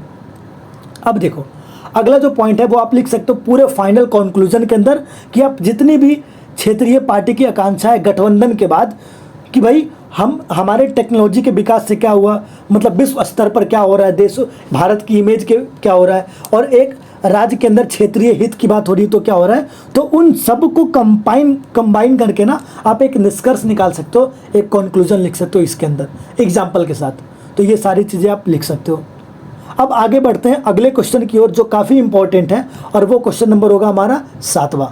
तो जो 7वां क्वेश्चन है ना, उसमें ये बात करी गई है कि जो भारतीय राजनीति के अगर मान लो आपको अध्ययन करना है, और उसके अंदर ना आपको भारतीय राजनीति के प्रोस्पेक्टिव से बताना है कि उदारवादी और मार्क्सवादी ये दोनों जो थे उनमें अंतर क्या है, और उनमें एक तरीके से आपको तुलना करना है। सबसे पहले आप देखो, जब भी कभी आप ना तुलना वगैरह करोगे, तो मैं यहाँ पर ना पॉइंट वाइज आपके लिए आंसर बना के दे रहा हूँ, और वो समझा भी रहा हूँ मैं। तो देखो, सबसे पहले तो अगर आप मार्क्सवादी की बात करो ना, तो देखो मेरा जो आंसर है, अगर आप उदारवादी की बात करो तो मैंने उसके 3 पॉइंट की बात करी है, धारणाएं हो गया, फोकस हो गया, और स्पष्टीकरण हो गया। फिर उसी तरीके से मार्क्सवादी की बात करिए, धारणाएं हो गया, फोकस हो गया और स्पष्टीकरण। और उसके बाद मैंने एक आपके लिए छोटा सा बना रखा है कि अगर आपको मेन अंतर लिखना है तो राज्य के दृश्य में अंतर लिख सकते हो आप, पूंजीवाद में लिख सकते हो अंतर, असमानता में लिख सकते हो अंतर, लोकतंत्र के प्रति लिख सकते हो अंतर। तो ये 4 तरीके। तो सबसे पहले एक एक करके समझाता हूँ मैं। देखो, ये जो है ना, अगर मैं उदारवादी की बात करूं, मतलब उदार दृष्टिकोण जो है ना, उसकी अगर मैं बात करूं, तो उनकी जो धारणाएं होती हैं, मतलब क्या कहना चाह रहा हूं मैं, कि जो उदारवादी की जो सोच होती है, जो उनकी धारणाएं होती है ना, उसमें ज़्यादातर ना, मतलब वो ये ध्यान देते हैं कि राजनीति के अंदर जो व्यक्तिगत एजेंसी है, जो उनकी मतलब इंडिपेंडेंस है ना, स्वायत्ता है, उसका महत्व ज़्यादा हो। मतलब जो उदारवादी होते हैं ना, उनको ना लोकतंत्र में एक तरीके से विश्वास होता है, और वो मानते हैं कि लोकतंत्र में जो भी चीज़ें हैं ना, उनकी मतलब उनको पूरी तरीके से आज़ादी हो चीज़ों को करने के लिए। वो जो भी एजेंसी है, चाहे वो सीबीआई हो, ईडी हो, चाहे वो इलेक्शन कमीशन हो, या कोई भी हो, उनके पास एक स्वायत्ता हो, मतलब इंडिपेंडेंस हो अपने चीज़ों के लिए। तो ये होता है उदारवादी का विशेषज्ञ, मतलब उनकी ये विशेषता। अब देखो, अगर वो बाजार की अर्थव्यवस्था की बात करो ना, तो वो ज़्यादातर ना मुक्त बाजार पूंजीवाद चाहते हैं। मतलब एक तरीके से क्या है ना, कि वो पूंजीवाद ना ज़्यादा चाहते हैं, उदारवादी जो लोग होते हैं, मतलब ये। और उनका मानना होता है ना कि जो बाजार है ना, उसको ना संचालित करना चाहिए, और जैसे ही हम बाजार को संचालित करेंगे ना, तो थोड़ा विकास और समृद्धि जो है वो ज़्यादा आएगा। तो ये आप बाजार वाले पॉइंट में लिख सकते हो, उदारवादी का दृष्टिकोण। अब देखो, अगर मैं उदारवादी का फोकस की बात करूं, तो आखिर इनका फोकस कहाँ पे रहता है? तो अगर सबसे पहले मैं बात करूं ना, तो जो अधिकार और स्वतंत्रता है, उदारवादी को ना ये कहना है कि व्यक्ति की ना स्वतंत्रता की रक्षा की जानी चाहिए, मतलब इनको फ्रीडम दी जानी चाहिए, ज़्यादा कानून वगैरह के शासन होना चाहिए। तो ये मेन तरीके से इनका ये फोकस होता है। और जो लोकतांत्रिक संस्था है, चाहे वो कोई सा भी संस्था हो, चुनाव आयोग हो सकता है, सीबीआई हो सकता है, ईडी हो सकता है, या कुछ भी और हो सकता है, उनका ये मानना है कि उनमें ना एक राजनीतिक स्थिरता होनी चाहिए। उनको सुशासन के लिए, मतलब अच्छे शासन उनको देने के लिए उनमें चुनाव कराना चाहिए और शक्ति जो है बिल्कुल डिवाइड होनी चाहिए। ऐसा नहीं कि भाई शक्ति किसी एक के पास है, या कोई शक्ति ऐसा लग रहा है कि इसके पास भी है, उसके पास भी है, मतलब उसे हमें साफ दिखना चाहिए कि आखिर शक्ति है किसकी। तो जो लोकतांत्रिक मूल्य है ना, उसको ज़्यादा ये मतलब बेहतर मानते हैं कौन, उदारवादी लोग। तो ये उनका था फोकस। अब बात करते हैं उदारवादी की स्पष्टीकरण की। अब देखो, जैसे ही आप उदारवादी की स्पष्टीकरण की बात करोगे ना, तो जो उदारवादी है ना, उनका ये तर्क है ना कि जो बहुलवाद है, बहुलवाद का मतलब क्या होता है कि जो एक दलीय मतलब बहुदलीय शासन है ना, जिसमें एक से ज़्यादा पार्टी चुनाव लड़ते हैं, एक से ज़्यादा पार्टी मतलब एक देश को संभालते हैं, मतलब चुनाव लड़ते हैं, ये सब वो वाली जो संस्था है ना, उनके बीच में जो कंपटीशन है, जो अलग अलग पार्टी चुनाव लड़ रहे हैं, जो कंपटीशन है ना, वो थोड़ा ठीक होता है। तो उनका क्या मानना है ना कि लोकतांत्रिक जो प्रक्रिया है उसमें ना स्पर्धा होनी चाहिए, मतलब कंपटीशन होना चाहिए किसके बीच, पार्टियों के बीच, यानी कि कौन सा शासन होना चाहिए, बहुदलीय शासन। तो ये उनका मानना है। अब अगर मैं संस्था निर्माण की बात करूं, जो मैंने अभी आपको बता दिया कि भाई उदारवादी जो लोग हैं वो ये चाहते हैं ना कि हर कोई इंडिपेंडेंस हो, मतलब हर कोई आज़ाद हो, मतलब अपने तरीके से काम करे, किसी के दबाव में काम ना करे। इसी को कहते हैं संस्था निर्माण में जो है ना, ये देखो यहाँ पर जो स्वतंत्र न्यायपालिका होनी चाहिए, प्रेस वगैरह जो है ना, मीडिया वगैरह है वो स्वतंत्र होनी चाहिए। तो ये किसका है, उदारवादी का है। अब बात करते हैं देखो मार्क्सवादी दृष्टिकोण का। तो सबसे पहले ना आपको मार्क्सवादी की ना थोड़ी सी चीज़ आपको समझनी चाहिए कि मार्क्सवादी ना जन्म कैसे लिया था। ये विचारधारा एक्चुअली में हुआ क्या कि मतलब जो कार्ल मार्क्स थे ना, मतलब मार्क्सवादी जिनके विचारधारा थी, तो उनका ये मानना है ना कि जो हमारा समाज है वो ना बटा हुआ होता है। अब कैसे बटा होता है, हो सकता है उसमें अमीर हो सकता है गरीब हो सकता है उसके अंदर एक मतलब मालिक हो, एक लेबर हो। तो ज़्यादातर ना जो मार्क्सवादी का फोकस है वो लेबर क्लास पर है। लेबर क्लास का मतलब क्या होता है, जो काम कर रहे होते हैं मजदूर वगैरह ना, उन पर फोकस होता है। और इनका ये मानना होता है ना कि लेबर क्लास वगैरह जो है ना, जो नीचे तबके के लोग हैं, उनको हमेशा सताया ही जाएगा अगर वो पावर में नहीं आएंगे। तो मतलब मार्क्सवादी का सिंपल सा मानना होता है कि भाई जो भी निचले किस्म के लोग हैं, जो निचले वर्ग के लोग हैं, उनको सताया ही जाएगा अगर वो पावर में नहीं आते हैं, अगर वो शक्ति में नहीं आते हैं। तो ये ध्यान रखना। अब यही एक इनकी मेन धारणा है कि समाज जो है ना वो अलग अलग मतलब संघर्षों से बना हुआ है, और समाज जो है ना वो विभाजित है। मतलब कुछ अमीर है, कुछ गरीब है, कुछ लेबर क्लास है, कुछ मिडिल क्लास है, कुछ लोअर क्लास है, कुछ अपर क्लास है। मतलब समाज एक तरीके से विभाजित है। जैसे यहाँ पर मैंने देखो ये लिखा है ना, पूंजी वर्ग वगैरह हो गया और श्रमिक वगैरह हो गया। अब अगर मैं देखो बात करूँ ऐतिहासिक भौतिकवाद की, तो इनका क्या मानना है ना कि जो मार्क्सवादी लोग हैं ये मानते हैं कि जो उत्पादन के साधन है ना और जो आर्थिक साधन वगैरह हैं, इसमें ना एक तरीके से भौतिक स्थिति से प्रेरित है। इसका क्या मतलब है ना कि जो राजनीतिक आर्थिक जो संरचना है ये उसका एक प्रतिबिंब है। मतलब जिस तरीके से उस देश में आर्थिक नीति होगी, जिस तरीके से उस देश में मतलब सत्ता चल रही होगी ना, सरकारें चल रही होंगी, उसी की एक प्रतिबिंब, उसी की एक इमेज हमें दिखेगी वहाँ के उत्पादन के क्षमता में। मतलब वहाँ देश में किस तरीके से उत्पादन हो रहा होगा चीज़ों का, वो डिपेंड करता है कि वहाँ की राजनीति कैसी होगी। तो ये इनका मानना है।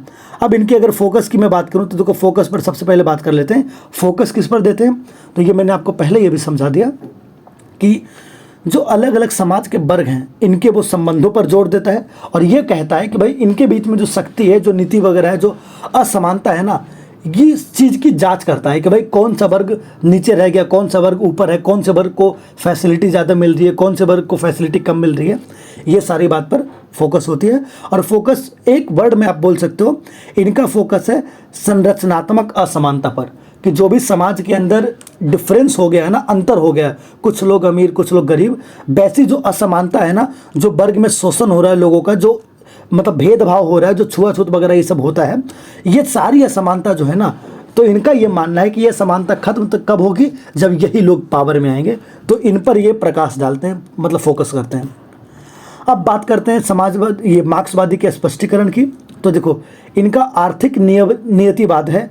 आर्थिक नियतिवाद का मतलब होता है कि इनका ये मानना है ना कि जो मतलब उत्पादन का जो तरीका है ये सब, और जो राजनीतिक संरचना बनती है ना, उसके पीछे वो ना एक फोर्स होते हैं। फोर्स का मतलब क्या कह रहा हूँ मैं, कि जैसे जो भी उत्पादन करने का जो साधन होता है हमारे यहाँ, जो भी उत्पादन करने का जो तरीका होता है ना, वो एक तरीके से ना उनको प्रेरित करते हैं, मतलब उनमें थोड़ा दबाव डालते हैं किस पर, राजनीतिक संरचना पर, कि भाई यही लोग जो है ना वो आगे संघर्ष करते हैं और बताते हैं भाई किस तरीके से उत्पादन किया जाना चाहिए। तो ये मानना होता है मार्क्सवादी का।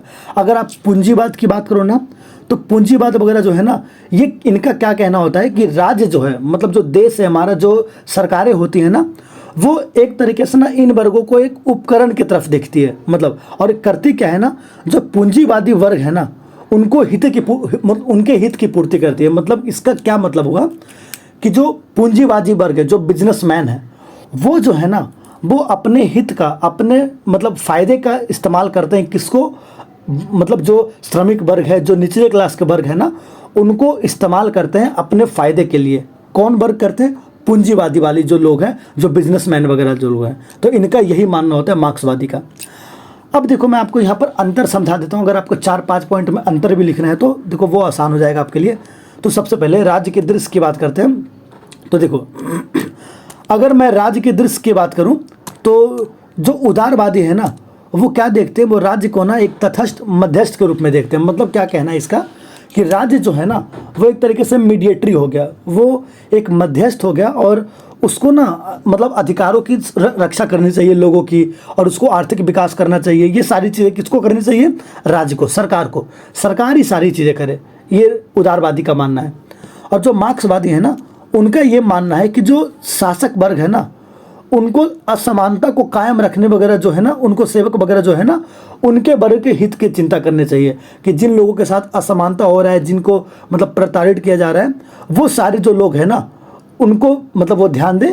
और इनका क्या मानना होता है कि जो राज्य है ना, वो उन्हीं सब लोगों का इस्तेमाल करते हैं, श्रमिक का, चाहे निचले तबके का, अपनी फ़ायदे के लिए, अपनी सरकार बनाने के लिए। ये मार्क्सवादी का मानना है। अब देखो आगे चलते हैं। तो सबसे पहले पूंजीवाद की भूमिका। तो जो उदारवादी है ना, उनका ये मानना है ना कि जो स्वतंत्रता है, जो मुक्त बाजार है ना, ये जरूरी है, पूंजीवाद जरूरी है। इनका ये मानना है उदारवादी का। लेकिन मार्क्सवादी का क्या मानना है कि पूंजीवाद वगैरह जो लोग हैं ना, वो लोगों पर शोषण करते हैं, और शोषण करने से ना असमानता बढ़ती है। इनका ये मानना था। ठीक है, अब देखते हैं असमानता पर। तो सबसे पहले अगर असमानता पर मैं ध्यान दूँ ना, तो इनका ये मानना है ना, किनका? उदारवादी का, कि जो असमानता वगैरह है ना, उसको दूर करने के लिए ना महत्व को पहचानते हैं भाई, कि इसको दूर करना चाहिए। और राज्य में ना कई सारे अधिकार दिए जाते हैं, जैसे मौलिक अधिकार हो गया, और भी कई सारे अधिकार हो गए। तो उन अधिकारों की वजह से क्या होता है, थोड़ी असमानता कम होती है। लेकिन जो मार्क्सवादी है ना, उनका सीधे मानना है कि भाई हमें अधिकारों को देकर असमानता को कम नहीं करना है, हमें उसे पूरी तरीके से ख़त्म ही करना है। मतलब मार्क्सवादी का मानना है हमें पूरी तरीके से ख़त्म करना है, और उदारवादी का मानना है कि मौलिक अधिकार वगैरह देके उनकी असमानता को क्या कर दो, कम कर दो। तो ये है। अब अगर मैं लोकतंत्र के प्रति दृष्टिकोण बताऊं, तो जो उदारवादी हैं वो लोकतंत्र में ज़्यादा महत्व देते हैं। उनका विश्वास होता है भाई कि लोगों को अधिकार मिले, उनकी सुरक्षा मिले, एक राजनीतिक जवाबदेही हो, कोई ऐसा व्यक्ति हो जो भाई जवाब दे सके कि भाई हमने क्या किया जनता के लिए। जो मार्क्सवादी होते हैं ना, उनको लगता है कि लोकतंत्र जो है ना वो दिखावा है, मतलब उससे कुछ भी फायदा होता नहीं है। उससे उल्टा मतलब जो पिछड़े लोग हैं, जो श्रमिक लोग हैं, उन सब का ना शोषण होता है उससे, वो सब और प्रताड़ित किए जाते हैं। किससे? मार्क्सवादी लोगों का ये मानना होता है। और उदारवादी का लोकतंत्र में विश्वास होता है। तो ये ध्यान रखना, ये 4 अंतर आप लिख सकते हो। और ऊपर के जो मैंने बताया ना, दृष्टिकोण, फोकस और निष्कर्ष, वो वाली चीज़ लिख सकते हो। अब देखो इसी चीज़ को आप निष्कर्ष में मैंने यहाँ दे रखा है कि अगर आपको निष्कर्ष लिखना है, कंक्लूजन लिखना है, तो फाइनली आप आंसर को इस तरीके से ख़त्म कर सकते हो कि जो हमें किस तरीके से चीज़ें अपनानी चाहिए। दोनों में थोड़ी थोड़ी बातें सही होनी चाहिए। देखो आप जब भी कभी आंसर लिखो ना, तो एक तरफा आंसर मत लिखना। आप एक बैलेंस बना के चलना, एक संतुलन बना के चलना कि आखिर आंसर होना कैसा चाहिए। तो अपना ऐसा ना लगो कि आप एक साइड झुके हो, आपको ऐसा लगना चाहिए कि आप संतुलित व्यक्ति हो। तो आंसर आपको वैसे लिखना चाहिए। तो निष्कर्ष जब भी आप कभी दो ना, तो उसमें एक संतुलन रखो कि हमें कुछ बातें इनके भी और कुछ बातें इनके भी अच्छी हो सकती है, और हमें दोनों को अपनाने पर ध्यान देना चाहिए। आपके लिए ये जो 4 क्वेश्चन है ना, 8वां, 9वां, 10वां और 11, 8वां के बाद जो भी क्वेश्चन आते हैं ना, उसमें ना आपको मतलब थोड़े कुछ शब्दों के अंदर आपको ना संक्षिप्त टिप्पणी करनी है, मतलब शॉर्ट नोट लिखना है।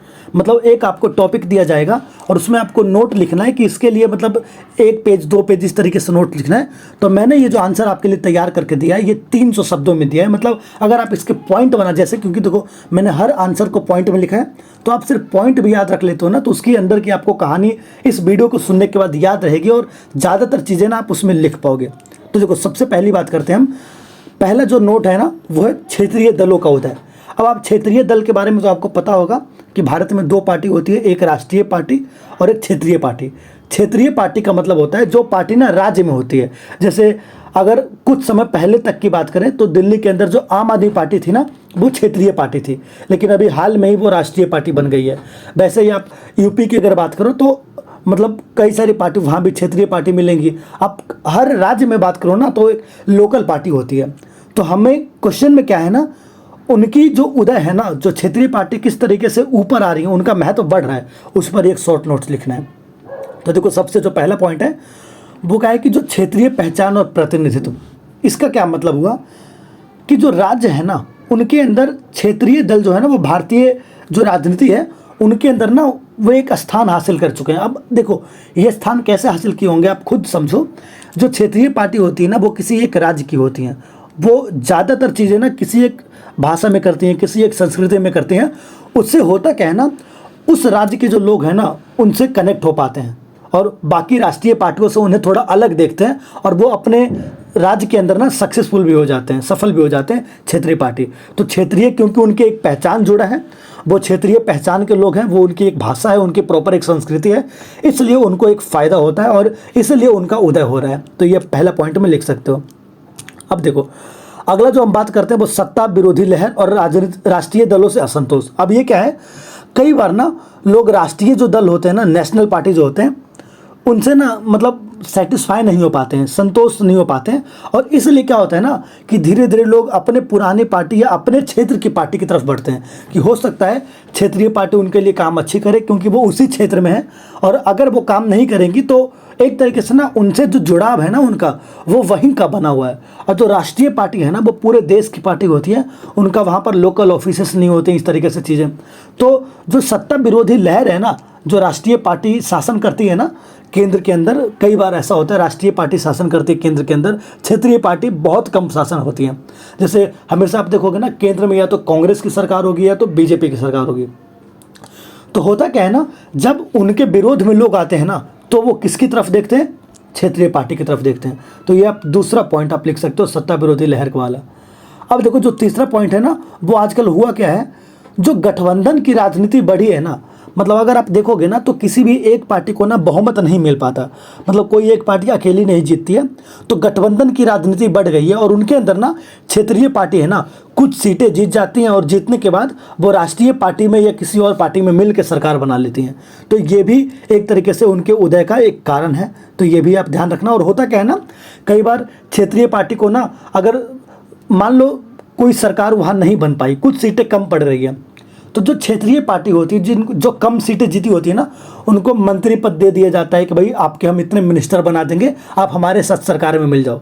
तो ऐसा भी होता है गठबंधन की राजनीति में, तो ये ध्यान रखना। अब देखो इससे आपने देखा होगा ये जो लास्ट पॉइंट मैंने लिखा है, क्षेत्रीय लोगों के बीच राजनीतिक शक्ति का विखंडन, तो ये वाली चीज़ भी आप देख सकते हो। आजकल कई बार ये घटा है, महाराष्ट्र में हुआ है और भी कई जगह, मध्य प्रदेश में हुआ था, पहले कर्नाटक में हुआ था। तो कई जगह ना ये हमें देखने को मिलता है आज की राजनीति के अंदर। अब देखो सबसे पहले क्षेत्रीय विकास और शासन की बात करते हैं हम कि भाई क्षेत्रीय पार्टी क्यों दूर मतलब क्यों ज़्यादा उदय हो पा रही है, क्यों इनका ज़्यादा महत्व बढ़ रहा है। तो सबसे पहले ना ये जब भी बात करते हैं ना तो अपने राज्य की बात करते हैं। मतलब अब आप खुद बताओ, एक राज्य की पार्टी है, क्षेत्रीय पार्टी है, वो अपने राज्य की जब असमानता के लिए बात करेगी, वो अपने राज्य के विकास की बात करेगी, तो वहाँ के जो लोग होंगे ना वो ज़्यादा कनेक्ट कर पाएंगे। उनको लगेगा यार कि कोई ऐसी पार्टी है जो हमारे बारे में बात कर रही है, हमारे राज्य के बारे में, हमारी संस्कृति के बारे में, हमारे भाषा के बारे में बात कर रही है। इसलिए ना उनका जो उदय है, उनका जो विकास है वो काफ़ी ज़्यादा हो जाता है और वो लोकप्रिय हो जाते हैं थोड़े, और इसी से उनका चुनाव में फ़ायदा होता है। तो आप ये पॉइंट लिख सकते हो, फोर्थ पॉइंट। अब बात करते हैं पाँचवें पॉइंट की। तो देखो सबसे पहले जो पाँचवा पॉइंट है ना वो ये है कि चुनावी गतिशीलता और पहचान की राजनीति। कि जो क्षेत्रीय पार्टी होती है ना उनके अंदर क्या होता है, एक तरीके से ना जो चुनावी गतिशीलता है कि भाई चुनाव वगैरह के जो जो मतदान होते हैं ना, उनमें जो पहचान और जो आधार है उन सबको ना वो लामबंद करती है। लामबंद का मतलब होता है ना वो एक में मिलाती है। अच्छा, एक में क्यों मिला पाएगी? क्योंकि वो एक ही भाषा बोलते हैं, वो एक ही संस्कृति के हैं, तो वो समर्थन ना बहुत जल्दी जुटा लेंगे लोगों से। अपना जो समर्थन है ना कि एक अगर भाषण देते हैं तो लोग उनसे ज़्यादा जुड़ पाएंगे और उससे खासा फायदा होगा उनको। तो ये आप 5वां पॉइंट में लिख सकते हो। अब देखो छठे पॉइंट की बात करें तो फाइनली हम निष्कर्ष लिखेंगे कि किस तरीके से जो गठबंधन की राजनीति के कारण हो गया, यह राष्ट्रीय दल जो है उनके प्रति असंतोष हो गया, या कई सारी और भी पहचान जो है, एक लोकल भाषा हो गया उनका, एक लोकल संस्कृति हो गई, इन सबको मिलाने के बाद जो क्षेत्रीय दल है ना ये ज़्यादा उदय कर पा रहे हैं। और इसका ना फ़ायदा भी हुआ है।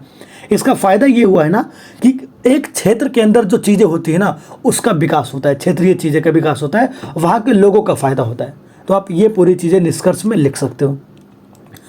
अब देखो जो बात करते हैं अगले पॉइंट की, वो अगला जो पॉइंट है ना, अगला जो क्वेश्चन है वो है भारत के अंदर जो न्यायिक समीक्षा है उसके ऊपर हमें संक्षिप्त नोट्स लिखना है, मतलब शॉर्ट नोट्स लिखना है।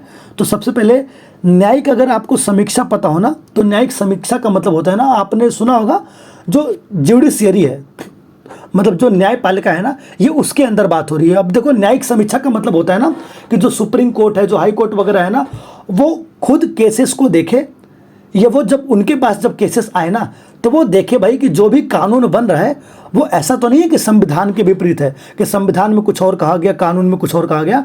तो सबसे पहले तो जब हम न्यायिक समीक्षा की बात करते हैं ना, वो बात करते हैं संवैधानिक प्रावधान की। तो अगर आप ना भारत के अंदर संविधान में अनुच्छेद 13 देखो तो अनुच्छेद 13 जो है ना, आर्टिकल जो 13 है, उसके अंदर बात ये किया गया है कि जो भी कानून वगैरह है उनमें ना अगर कोई ऐसा कानून है जो अधिकारों का उल्लंघन करता है, जो मौलिक अधिकार का उल्लंघन करता है, उस कानून को जो सुप्रीम कोर्ट है वो तुरंत खत्म कर सकती है, उसको तुरंत अमान्य घोषित कर सकती है। यह प्रावधान है अनुच्छेद 13 में। और इसी वाली चीज़ को ना हमें देखा जाता है, यही जो है वो न्यायिक समीक्षा है। न्यायिक समीक्षा का मतलब जो न्यायपालिका के पास ना समीक्षा करने का अधिकार है, उनको देखने का अधिकार है कि कौन सी चीज़ें कानून के लिए मतलब ठीक है, संविधान के लायक है, और कौन सी चीज़ें ऐसी हैं जो संविधान का ना उल्लंघन करती है। और जो भी चीज़ें उल्लंघन करेगी उन्हें वो तुरंत खत्म कर देगा। कौन? सुप्रीम कोर्ट वगैरह है। तो ये ध्यान रखना। तो इसका पहले संविधान में दिया हुआ है अनुच्छेद 13 में, तो ये ध्यान रखना है आपको। अब जब दूसरा पॉइंट है ना, सुप्रीम कोर्ट वगैरह को ना एक संविधान का संरक्षक कहा गया है कि वो संविधान को ना बचाते हैं।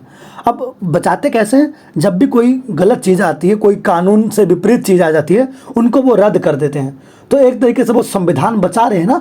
इसका क्या मतलब हुआ? वो जो चीज़ें बन रही है ना कानून वगैरह, उनकी समीक्षा कर रहे हैं। तो ये भी आप पॉइंट इसमें लिख सकते हो। समीक्षा का मतलब होता है वो कानून के प्रति ना जाँच करते हैं कि जो भी चीज़ आई है वो कानून के लिए, संविधान के लिए ठीक है या नहीं है।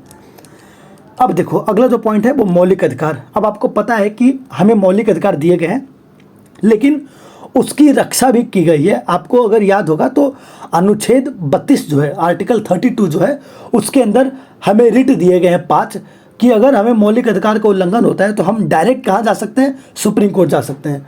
तो यही वाली जो चीज़ है ना, मौलिक अधिकार का जो संरक्षण है, कि अगर लोगों को लगता है भाई कि उनके अधिकारों का उल्लंघन किया जा रहा है तो वो सुप्रीम कोर्ट वगैरह जा सकते हैं।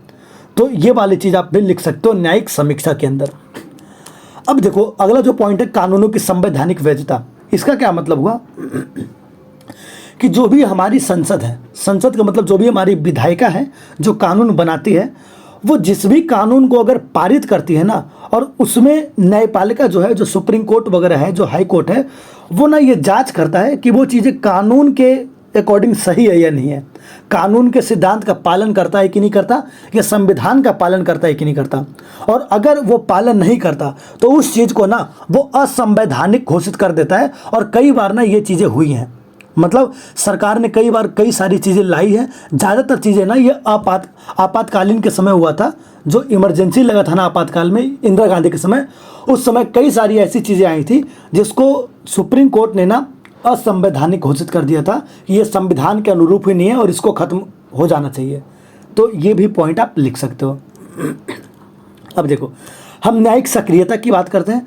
कई बार ना ऐसा होता है कि जो न्यायालय है ना वो खुद ही सक्रिय हो जाता है। सक्रिय मतलब होता है एक्टिव, कि मतलब सुप्रीम कोर्ट वगैरह ना उनके पास कोई केस नहीं किया, उनके पास कोई कोर्ट में कोई केस फाइल नहीं किया, लेकिन फिर भी वो टीवी में देख कर कि भाई इस देश में कोई ऐसी चीज़ें चल रही हैं जो बहुत ज़रूरी है सॉल्व करना, तो वो खुद ही ना चीज़ों को अपने कोर्ट में लेके आते हैं और खुद ही उन चीज़ों को सॉल्व करते हैं, चाहे वो भ्रष्टाचार का मुद्दा हो, चाहे वो पर्यावरण का मुद्दा हो, चाहे लोगों को न्याय दिलवाने का मुद्दा हो, महिलाओं के लिए मुद्दा हो, शोषित वर्ग के लिए मुद्दा हो। तो ये सारे मुद्दे में ना जो सुप्रीम कोर्ट वगैरह है ना वो खुद ही चीज़ों को उठाते हैं बिना केस किए और उन पर फैसला सुनाते हैं। तो इसी को कहा जाता है न्यायिक सक्रियता। तो ये भी एक पॉइंट आप लिख सकते हो इसमें। अब देखो शक्तियों का पृथक्करण, जो न्यायपालिका है ना, जो उनकी समीक्षा करने का अधिकार है ना, उनमें शक्तियों का जो पृथक्करण है ना, जो उसका एक संतुलन है वो भी सुनिश्चित करता है। कैसे है? तो आपने पढ़ा होगा कि सरकार की 3 शाखा है। कौन कौन से अंग है सरकार के? एक विधायिका है, एक कार्यपालिका है और एक न्यायपालिका है। एक कानून बनाती है, एक कानून का लागू करवाती है और एक कानून की रक्षा करती है। अब इन तीनों में ना कोई एक दूसरे पर अतिक्रमण ना कर ले, मतलब कोई एक जो है वो दूसरे पर भारी ना पड़े, इसी चीज़ को न्यायपालिका देखती है। और न्यायपालिका ना एक तरीके से मध्यस्थ का काम करती है, मीडिएटरी का काम करती है, कि वो इन तीनों को ना संतुलित करके रखती है, बैलेंस करके रखती है चीज़ों को। तो ये आप छठा पॉइंट आप लिख सकते हो। अब अगर आप 7वां पॉइंट आप लिखना चाहो ना, तो देखो आपने एक चीज़ सुना होगा PIL। PIL की जो हिंदी होती है ना, उसका होता है हिंदी जनहित याचिका। अब जो जनहित याचिका है ना, इसका क्या मतलब है कि मान लो सुप्रीम कोर्ट या हाई कोर्ट वगैरह में कोई केस नहीं किया, जिसके साथ चीज़ें घटी, मान लो किसी के साथ अन्याय हुआ लेकिन वो केस नहीं कर रहा है और उसके जगह पर कोई और अगर केस करे ना, ये कहकर कि ये जो अन्याय है ये पूरे समाज के साथ हो रहा है, मतलब, तो इसी को कहते हैं जनहित याचिका। कि मतलब उसमें जो अन्याय वगैरह है ना, जो भी चीज़ें हैं, वो ऐसा दिखना चाहिए कि भाई वो एक व्यक्ति का नहीं है, वो पूरे समाज का है, वो पूरे समाज में हमेशा फैला हुआ है और उस पर न्याय देना काफ़ी ज़रूरी है। तो ये वो PIL दायर कर सकते हैं सुप्रीम कोर्ट वगैरह में। उसी को हिंदी में क्या कहते हैं? जनहित याचिका। तो आजकल ना जनहित याचिका भी काफ़ी ज़्यादा दायर हो रही है, चाहे पर्यावरण के लिए हो, चाहे लोगों के, दलित लोगों के लिए हो, चाहे महिलाओं के लिए हो, बहुत ज़्यादा ही, चाहे कैदियों के सुरक्षा के लिए हो, क्योंकि भाई कैदी को भी ना जेल में एक मिनिमम लाइफ, हमें उनके जीवन का अधिकार जब उनको मिला हुआ है तो एक स्टैंडर्ड उनको भी मिलना चाहिए। ऐसा नहीं कि वो बिल्कुल इंसानों की तरह उनके साथ बिहेव नहीं किया जाए। तो इसके लिए भी ना कई बार PIL फाइल होता है सुप्रीम कोर्ट वगैरह के अंदर। तो ये आप ध्यान रखना, 7वां पॉइंट। अब देखो 8वां पॉइंट क्या है? जो सुप्रीम कोर्ट वगैरह है ना, जो न्यायिक समीक्षा है, वो समीक्षा ये करता है ना कि जो प्रशासन कार्रवाई कर रहा है, जो पुलिस कार्रवाई कर रही है, जो एक डिस्ट्रिक्ट के अंदर IAS ऑफिसर हो गए, IPS ऑफिसर हो गए, या कोई भी और ऑफिस हो गया, चाहे सचिवालय हो गया, वो जो भी कार्रवाई कर रही है ना, वो ठीक तरीके से कार्रवाई कर रही है कि नहीं कर रही है। कहीं ऐसा तो नहीं कि उस कार्रवाई में कुछ लोगों को मतलब पीड़ित करना या कुछ लोगों का शोषण करना, कुछ एक तरफा कार्रवाई ना हो। तो ये सारी जो चीज़ें हैं ना, इनकी समीक्षा की जाती है, इनका ध्यान रखा जाता है न्यायिक समीक्षा में। अब आप इसी बात का क्या लिख सकते हो यहाँ पर? निष्कर्ष लिख सकते हो कि किस तरीके से इनकी समीक्षा की जा रही है। तो यार ये वाला क्वेश्चन था। अब चलते हैं हम अगले क्वेश्चन की तरफ, जो हमारा 11वां क्वेश्चन है ना, ये काफ़ी इंपॉर्टेंट है। इस बार आ सकता है आपके एग्जाम में कि भारत के अंदर जो महिला आंदोलन है ना, आपको उसके ऊपर शॉर्ट में नोट्स लिखने, संक्षिप्त नोट्स लिखने। तो सबसे पहले देखो अब मैं चीज़ें थोड़ी जल्दी करा रहा हूँ और आप PDF से, जो भी आपको PDF दिख रही है उससे आप चीज़ें शॉर्ट में लिख लेना। अब देखो इसमें करेंगे क्या ना, आपको महिला आंदोलन के ऊपर लिखना है। तो सबसे पहले ना आपको प्रारंभिक महिला सक्रियता की बात करनी है, मतलब शुरुआत में किस तरीके से महिला आंदोलन शुरू हुआ था। तो आपको याद होगा जो राजा राम मोहन राय थे, ये सब समाज सुधारक थे, ईश्वर चंद्र विद्यासागर वगैरह थे। तो ये सब जो थे ना, इन्होंने शुरू किया था सती प्रथा के खिलाफ, इन्होंने शुरू किया था महिला की शिक्षा के लिए। तो ये सब जो आंदोलन है ना, वो शुरुआत में चल रहे थे। तो देखो वो पहला पॉइंट हो गया। अब जो दूसरा पॉइंट हो गया कि शुरुआत में ना महिलाओं को मत का अधिकार नहीं था। मताधिकार का मतलब होता है वोट देने का अधिकार। उनके पास राइट टू वोट नहीं था और लोगों में ना यही मांग करी कि भाई उनको वोट का अधिकार दिया जाए। तो उनमें सबसे महत्वपूर्ण कौन थी? एक सरोजिनी नायडू थी। भारत में आप इनके नाम लिख सकते हो कि इन्होंने काफ़ी अहम भूमिका निभाई थी ये सब मांगों में। अब एक और हो सकता है पॉइंट, जो है नारीवादी चेतना, तीसरा पॉइंट है। अब देखो इसमें क्या है कि जो नारीवादी चेतना है ना, कि आजकल जो लोग हैं ना, वो महिला के प्रति सजग हुए हैं। उनकी जो डिमांड है ना, उनकी जो इक्वलिटी है, समानता है, उसके लिए लोग डिमांड करते हैं, मांग करते हैं और आंदोलन भी करते हैं। तो ये वाली भी चीज़ें हैं ना, ये महिला आंदोलन के विकास का एक कारण है, तो ये ध्यान रखना। अब चौथा पॉइंट, ऐसी कई सारी ना संगठन आ गई हैं, कई सारे नेटवर्क आ गए हैं। जैसे आप देखते होगे ना, जैसे कई बार आपने सुना होगा महिला संगठन है, कुछ एनजीओ वगैरह हैं, तो ये सब जो है ना एक नेटवर्क बना चुके हैं, जो कभी भी महिलाओं के साथ गलत होता है उनके लिए वो आवाज़ उठाते हैं। तो आप एग्जाम्पल लिख सकते हो, देखो मैंने यहाँ एग्जाम्पल आपके लिए दिया है। एक भारतीय महिला सम्मेलन है, वैसे ही एक national federation of Indian women है, वैसे ही एक स्वरोजगार महिला संघ है। ये सारे जो है ना महिलाओं का एक संगठन है, जो महिलाओं के लिए मांग करती है, महिलाओं के लिए काम करती है। तो इसके लिए भी ना महिला के लिए जो आंदोलन है उसका विकास हुआ है। अब आप पांचवा जो पॉइंट आप लिख सकते हो, जो कानूनी सुधार है। मतलब कई बार ना हमारे देश में कानून में कुछ गलतियां होती हैं, उनमें जो सुधार है ना उसको लेकर भी महिलाओं के लिए आंदोलन किया जाता है। जैसे आपने सुना होगा घरेलू हिंसा, आजकल कई बार ना महिलाओं के साथ अत्याचार किया जाता है, घर में उन्हें मारा पीटा जाता है। गांव में ना ऐसा बहुत देखने को मिलता है ये। तो इनके लिए ना लोगों को थोड़ा आजकल मतलब लोग थोड़ा ना इनके लिए ज़्यादा सजग हो गए हैं, और जब भी कभी ऐसी घटनाएं घटती है ना तो ये काफ़ी हाईलाइट होती है मीडिया के अंदर। एनजीओ वगैरह भी करते हैं, उनके संगठन भी करते हैं, राजनीतिक पार्टियां भी करती हैं और लोग भी करते हैं सोशल मीडिया आने के कारण। तो ध्यान रखना, ये सारी जो चीज़ें हैं ना कानूनी, इसके कारण क्या हो रहा है ना, कानूनी सुधार हो रहा है। जैसे भारत के अंदर कई सारे कानून बने, घरेलू हिंसा के खिलाफ कानून बन चुके हैं, दहेज प्रथा के खिलाफ कानून बन चुके हैं, क्योंकि भाई अगर आजकल कोई दहेज अगर डिमांड करेगा तो उसके लिए कानून होना चाहिए। लेकिन कई बार ना इसका गलत इस्तेमाल भी होता है। लेकिन आपको तो महिला के आंदोलन के समर्थन में लिखना है आंसर, तो ये वाली चीज़ आप लिख सकते हो। अब देखो, आपने देखा होगा महिला के खिलाफ अक्सर हिंसा होती है। हिंसा का मतलब ये नहीं कि उन्हें रोड के ऊपर मारा पीटा जा रहा है, उन्हें घर के अंदर मारा पीटा जा रहा है। मतलब महिलाओं को ना घरेलू हिंसा का सामना करना पड़ता है। तो जैसे बलात्कार हो गया, दहेज हो गया, तो ये सारी चीज़ों के लिए ना आजकल लोग आवाज़ उठाते हैं ना। इसी को आप इस पॉइंट में लिख सकते हो कि इसके लिए जो महिला आंदोलन है ना ये थोड़ा आगे बढ़ा है, छठा पॉइंट में।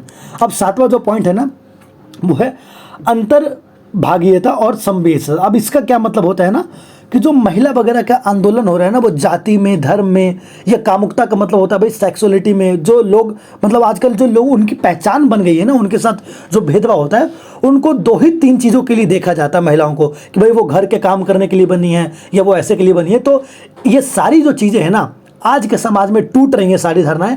आजकल महिला भी ऊंचे ऊंचे पद पर जा रही हैं, महिलाएं काम कर रही हैं, महिलाओं के प्रति लोगों का सोच बदल रहा है। तो ये वाली चीज़ें आप लिख सकते हो कि ये जो लोगों का सोच बदल रहा है ना, इसके कारण भी आजकल महिला आंदोलन का जो विकास है उसमें फ़ायदा हुआ है। अब देखते हैं 8वां पॉइंट।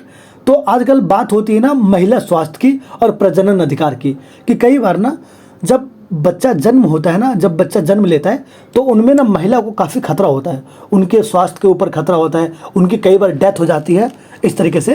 तो इन सब चीज़ों को लेकर भी ना एक तरीके से महिलाओं के प्रति सजगता बढ़ी है, स्वास्थ्य के प्रति, चाहे हो गया, चाहे उनके प्रजनन के अधिकार हो गए, चाहे आपने सुना होगा सैरोगेसी का अधिकार हो गया। ये सारी चीज़ें जो है ना अब वो सारी चीज़ें बढ़ी है। अभी न्यायालय ने भी एक फैसला दिया था कि जो अब अविवाहित महिला है, मतलब जिनकी शादी नहीं भी हुई ना, वो भी अब अगर प्रेगनेंसी होती है तो प्रेगनेंसी को वो ख़त्म कर सकती हैं कुछ वीक तक, कुछ हफ्ते तक। तो ये अधिकार अब बिना शादीशुदा महिला को भी मिल गया। पहले ये अधिकार ना सिर्फ शादीशुदा को था कि अगर वो शादीशुदा हैं तभी वो अपनी प्रेगनेंसी को हटा सकती हैं, लेकिन अब ये अधिकार उनको भी मिल गया जिनकी शादी नहीं हुई है। तो आप देख रहे हो कि महिलाओं के लिए ना उनके स्वास्थ्य के प्रति, प्रजनन के अधिकार जो हैं उनके बढ़ रहे हैं। अब इसी को आप लिख सकते हो। देखो 2 और पॉइंट में, एक पॉइंट हो सकता है आर्थिक सशक्तिकरण, कि मतलब महिलाओं के लिए ना आजकल काम का अधिकार भी बराबर हो गया। जैसे लोग पुरुष के लिए बात करते हैं काम की, वैसे आजकल महिलाएं भी काम करती हैं। कई ऐसी फील्ड है ना उसमें महिलाएं ही ज़्यादा काम करती हैं। तो ये भी आप लिख सकते हो कि महिलाएं ना सशक्त हो रही हैं, वो अपने ऊपर मतलब किसी और के ऊपर डिपेंडेंट नहीं हो रही, वो खुद में इंडिपेंडेंट हो रही हैं। तो ये आप लिख सकते हो। अब ऐसी 10वां जो पॉइंट है वो कई सारे वैश्विक एकजुटता भी है, मतलब पूरे दुनिया में लोग साथ आ रहे हैं महिलाओं को अधिकार देने के लिए। तो ये भी एक बड़ा कारण है जिसमें आप देख सकते हो भाई कि महिलाओं के प्रति जो असमानता बढ़ी थी ना वो धीरे धीरे अब खत्म हो रही है धीरे धीरे। तो ये आप 10वां पॉइंट है, मतलब पूरे 10 पॉइंट में मैंने आंसर दिया है। अब आपको अगर शॉर्ट नोट्स आते हैं ना, आप 5 पॉइंट, 6 पॉइंट, 7 पॉइंट, उस पॉइंट तक आप लिख सकते हो जो भी आपको याद रहता है। अब बढ़ते हैं यार, हमारा आखिरी क्वेश्चन की तरफ। देखो निष्कर्ष में तो आप सारी चीज़ें पहले आप लिख लोगे कि महिलाओं को हमें अधिकार किस तरीके से देना चाहिए, मतलब ये स्क्रीनशॉट आप ले सकते हो इसका। अब जो 12वां क्वेश्चन है ना, जो हमारा आखिरी क्वेश्चन है, उसमें ये है ना कि जो धर्मनिरपेक्षता है उसके ऊपर हमें शॉर्ट में नोट्स लिखना है। तो सबसे पहले आप ये बताओ, जो धर्मनिरपेक्षता का परिभाषा है उसका जो दायरा है ना, वो मतलब एक तरीके से धर्मनिरपेक्षता का मतलब क्या होता है कि हम किसी भी धर्म को ना सपोर्ट नहीं करते और सारे धर्मों को इक्वली मानते हैं। कि भाई जब भी कभी राज्य देखेगी, जब भी कभी राज्य सरकारें सुरक्षा करेगी तो वो सारे धर्मों को करेगी। इसी को कहते हैं धर्मनिरपेक्षता, या इसका जो दायरा है ना वो एक तरीके से काफ़ी बड़ा है। तो ये वाला आप पहला पॉइंट इसका लिख सकते हो धर्मनिरपेक्षता के ऊपर। लेकिन आजकल जो बहस हो रही है ना इसके ऊपर, उसमें आप जो सेकेंड पॉइंट आप लिखोगे राज्य की तटस्थता। अब इसका क्या मतलब होता है कि जो आजकल ना ज़्यादातर ना यही बहस हो रहा है कि राज्य को ना धर्म के मामलों तक, मतलब किस हद तक उनको साथ देना चाहिए और किस हद तक साथ नहीं देना चाहिए। मतलब चाहे वो धर्म के प्रति साथ दे, जैसे आपने आप आजकल यहाँ पर इंडिया में भी देखा होगा कि हिंदू मुस्लिम काफ़ी ज़्यादा होता है ये। तो आजकल ये बातें बहस हो रही है ना कि राज्यों को, सरकारों को किस हद तक एक धर्म के प्रति मतलब उदार होना चाहिए, एक धर्म के प्रति अलग होना चाहिए थोड़ा। तो ये सारी चीज़ें ना बड़ी हैं और बहस होनी है, बहस काफ़ी ज़्यादा इस पर हो रहा है। तो इसमें कई सारी बातों पर ध्यान दिया जाता है, जैसे धार्मिक मूल्य हो गए, धर्मनिरपेक्षता के मूल्य हो गए, लोगों के प्रति उनका व्यवहार हो गया। तो ये आप पॉइंट लिख सकते हो। अब देखो जो तीसरा पॉइंट है वो क्या है, सार्वजनिक क्षेत्र में, कि जो सार्वजनिक क्षेत्र है ना वहाँ पर भी आजकल ना धर्म का जो निजी दायरा है, मतलब एक तरीके से जो प्राइवेट स्कोप है ना उस तक हमें सीमित रखना चाहिए। ये कुछ लोगों का मानना है कि मतलब कुछ लोग ना ये मानते हैं कि जो धर्म है ना वो एक प्राइवेट चीज़ है, मतलब वो लोगों तक सीमित होनी चाहिए, वो राज्य तक नहीं जानी चाहिए चीज़ें, मतलब सार्वजनिक नहीं जानी चाहिए। लेकिन हाँ कुछ लोगों का ये मानना है कि जो धर्म है वो सार्वजनिक हो जानी चाहिए, उसको सरकारों को देखना चाहिए। तो कई अलग अलग लोगों के तर्क हैं और आपको आंसर में दोनों तर्क को के बारे में लिखना है। तो ये तीसरा पॉइंट था। अब देखो जो चौथा पॉइंट है, चौथा पॉइंट क्या है, जो धर्म है ना, जो धर्मनिरपेक्षता पर बहस है वो अल्पसंख्यक के अधिकार के आसपास ना घूमती है। मतलब आपने कई बार देखा होगा कि जो धर्मनिरपेक्षता है ना उनमें कई बार बातें होती भाई कि हमें अल्पसंख्यक को ना क्या अधिकार देना चाहिए, लोगों को क्या अधिकार देना चाहिए, उनकी क्या प्राथमिकता होनी चाहिए, मतलब उनके प्रति एक व्यवहार हो गया, भेदभाव वगैरह कम होना चाहिए, ये सारी चीज़ें। तो ये अधिकार जो है ना ये उनको देना चाहिए। तो उसी के आसपास ना धर्मनिरपेक्षता का बहस घूमता है। तो आप ये भी अपने आंसर में नोट कर सकते हो। अब देखो एक पांचवा जो आप पॉइंट लिख सकते हो, ये वो पॉइंट क्या है कि जो धर्म और राजनीति है, नीतियाँ हैं, ये सारी जो चीज़ें बहस चल रही है ना धर्म के बीच में और राज्य की नीति के बीच में, कि भाई जो सरकारें हैं जो फैसले ले रही हैं ना उनके बीच में क्या संबंध है, आजकल इसके ऊपर भी बहस होता है। ये आप देखे होंगे टीवियों में, मतलब न्यूज़ चैनलों पर ये बहस करवाए जाते हैं डेली आजकल हिंदू मुस्लिम पर, कि भाई सरकारें इसलिए काम कर रही हैं, ये धर्म मतलब अच्छा है, ये धर्म खराब है, इन्होंने ये कर दिया। तो ये जो सारी नीति वगैरह आजकल फैसले लिए जा रहे हैं ना ये किसी न किसी धर्म से रिलेटेड उनके बहस में जोड़ दिए जाते हैं, ये इन धर्म के लोग हैं।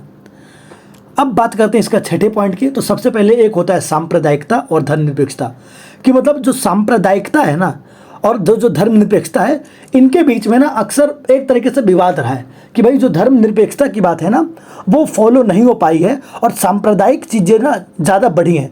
आजकल कट्टरपंथी चीज़ें ज़्यादा बढ़ी हैं, लोग अपने धर्म को प्रति ना ज़्यादा कट्टर हो चुके हैं। अब ये प्राइवेट चीज़ें नहीं रही, ये पब्लिकली काफ़ी एक संगठन बन चुका है इसका पूरा। तो कई लोग ना आलोचक जो होते हैं वो ये तर्क देते हैं ना कि जो धर्मनिरपेक्षता है ना वो स्वयं ही उपयोग किया जा सकता है और कई बार धार्मिक जो स्वतंत्रता है, धार्मिक जो आज़ादी है ना उसको दबाने के लिए इसका इस्तेमाल मतलब सांप्रदायिक चीज़ों में किया जा सकता है। तो मतलब इससे ना नुकसान भी हो सकता है और इससे फ़ायदा भी हो सकता है। तो आप ये वाला पॉइंट आप लिख सकते हो। अब आपने देखा होगा आजकल सरकार ने भी कहा है कि हम एक कानून लाएंगे और वो कानून क्या है, समान नागरिक संहिता, यूनिफॉर्म सिविल कोड। अब इस कानून पे भी ना धर्मनिरपेक्षता की बहस उठ गई है। मतलब एक तरीके से इस कानून में क्या है ना कि सारे जो धर्म है उनके अंदर जो शादी विवाह के मामले हैं, जो महिलाओं के प्रति शादी विवाह हो गए उनके जो मामले हैं ना उनका जो कानून है वो एक ही तरीके का होना चाहिए, चाहे विवाह का कानून हो चाहे वो तलाक वगैरह का कानून हो। तो यूनिफॉर्म सिविल कोड जो है वो ये कहता है कि सारे धर्म है, चाहे हिंदू हो चाहे मुस्लिम हो सिख हो ईसाई हो, उन सब में जो शादी विवाह का मामला है वो सेम ही कानून होना चाहिए। कि जैसा ऐसा नहीं होना चाहिए कि भाई हिंदू में एक शादी कर सकते हैं, मुस्लिम में 2-3 शादियाँ कर सकते हैं, या तो सभी एक समान होना चाहिए। तो ये बात करी गई है यूनिफॉर्म सिविल कोड में, और आजकल ना इसी के ऊपर काफ़ी ज़्यादा बहस हो रहा है। अब देश में अभी देखोगे, अभी जब संसद अभी मानसून सत्र शुरू होगा उसके अंदर भी ये बिल लाया जाएगा, इस पर बहस होनी तय है, क्योंकि सरकार ने ऐसा कहा है कि वो इस पर काम करेंगी अभी आगे। अब देखो, जो धर्मनिरपेक्षता है वो पहचान की राजनीति के साथ जुड़ जाती है कि भाई किस तरीके से लोगों की पहचान उससे जुड़ी है। और कई लोगों का तर्क होता है ना कि इससे प्रतिनिधित्व बढ़ता है, लोगों का जो एक दूसरे के समुदाय में जो दमन होता है ना, जो अत्याचार वगैरह होता है, उनकी ना पहचान बढ़ती है लोगों की इससे। तो एक तरीके से जो पहचान की राजनीति है ना वो इसके खिलाफ चली जाती है धर्मनिरपेक्षता में। तो आप कुछ चीज़ें इसके समर्थन में लिखोगे और कुछ चीज़ें इसके अपोजिट में लिखोगे। अब फाइनली आप क्या लिख सकते हो, एक प्रॉपर निष्कर्ष निकाल सकते हो इन सब का कि भाई ये निष्कर्ष किस तरीके से है। अब अगर आप देखो तो जो मैंने यहाँ पर 12 क्वेश्चन आपको करवाए हैं, अगर आप सिर्फ ये 12 क्वेश्चन ही कर लेते हो ना तो आपके लगभग 80% से प्लस नंबर यहाँ पर आने के चांस हैं। और आपके जो नेक्स्ट एग्ज़ाम होने वाले हैं, जो आपके 24 तारीख के एग्ज़ाम होने वाले हैं, और वो जो एग्ज़ाम होगा आपका इंडियन फॉरेन पॉलिसी, जो भारत की जो विदेश नीति है ना, उसके ऊपर भी एक मैं वीडियो लाने वाला हूं। और उसके लिए आप हमेशा अभी चैनल को सब्सक्राइब कर लें। और अगर आप यूपीएससी की आगे तैयारी कर रहे हो, चाहे वो यूपीएससी की तैयारी कर रहे हो, चाहे स्टेट पीसीएस की तैयारी कर रहे हो, तो हमारा ये जो चैनल है ना, ये प्रॉपर यूपीएससी और पीसीएस एग्जाम वगैरह के लिए, तो आप उसके लिए हमारे चैनल को सब्सक्राइब कर सकते हैं, ताकि अगर आप आगे सोचते हैं यूपीएससी की तैयारी के लिए तो आपको उसमें कई सारी गाइडलाइन मिलते रहे, कई सारी मतलब मैं थोड़ा गाइड कर सकूं कि किस तरीके से आपको बुक लिस्ट अपनी चुननी है, किस तरीके से आपको अपने नोट्स बनाने हैं उस लिए। और अगर आपको कोई डाउट होता है तो आप मेरे इंस्टाग्राम हैंडल पर, जैसे कि आप पीडीएफ में भी मेरा इंस्टाग्राम का हैंडल देख सकते हो, या ऊपर भी देख सकते हो और डिस्क्रिप्शन के अंदर भी देख सकते हो, तो आप मेरे इंस्टाग्राम पर भी मुझे मैसेज कर सकते हो अगर आपको कोई डाउट होता है किसी चीज़ से रिलेटेड। तो और अगर आपको ये वीडियो अच्छी लगी, अगर आपको लगता है कि इस वीडियो से आपको थोड़ा भी फ़ायदा हुआ, तो इस वीडियो को अपने दोस्तों को अपने कॉलेज के ग्रुप में ज़रूर शेयर करें। इससे मेरा मनोबल बढ़ेगा और मुझे आगे ऐसे ही वीडियो बनाने का मन करेगा। और तो मैं एक तरीके से आपसे बस यही विनती करता हूँ कि आप ये जो वीडियो है वो अपने कॉलेज के ग्रुप में भेज दें, ताकि उससे और भी लोगों का फ़ायदा हो जाए और एक तरीके से आपकी इमेज भी अच्छी हो कि भाई आप जब वीडियो शेयर करते हो तो कुछ उनके लिए अच्छा ही शेयर करते हो, इससे उनका भी फ़ायदा हो और आपका भी फ़ायदा हो। तो यार मिलता हूँ अगली वीडियो में, तब तक के लिए आपका बहुत बहुत धन्यवाद।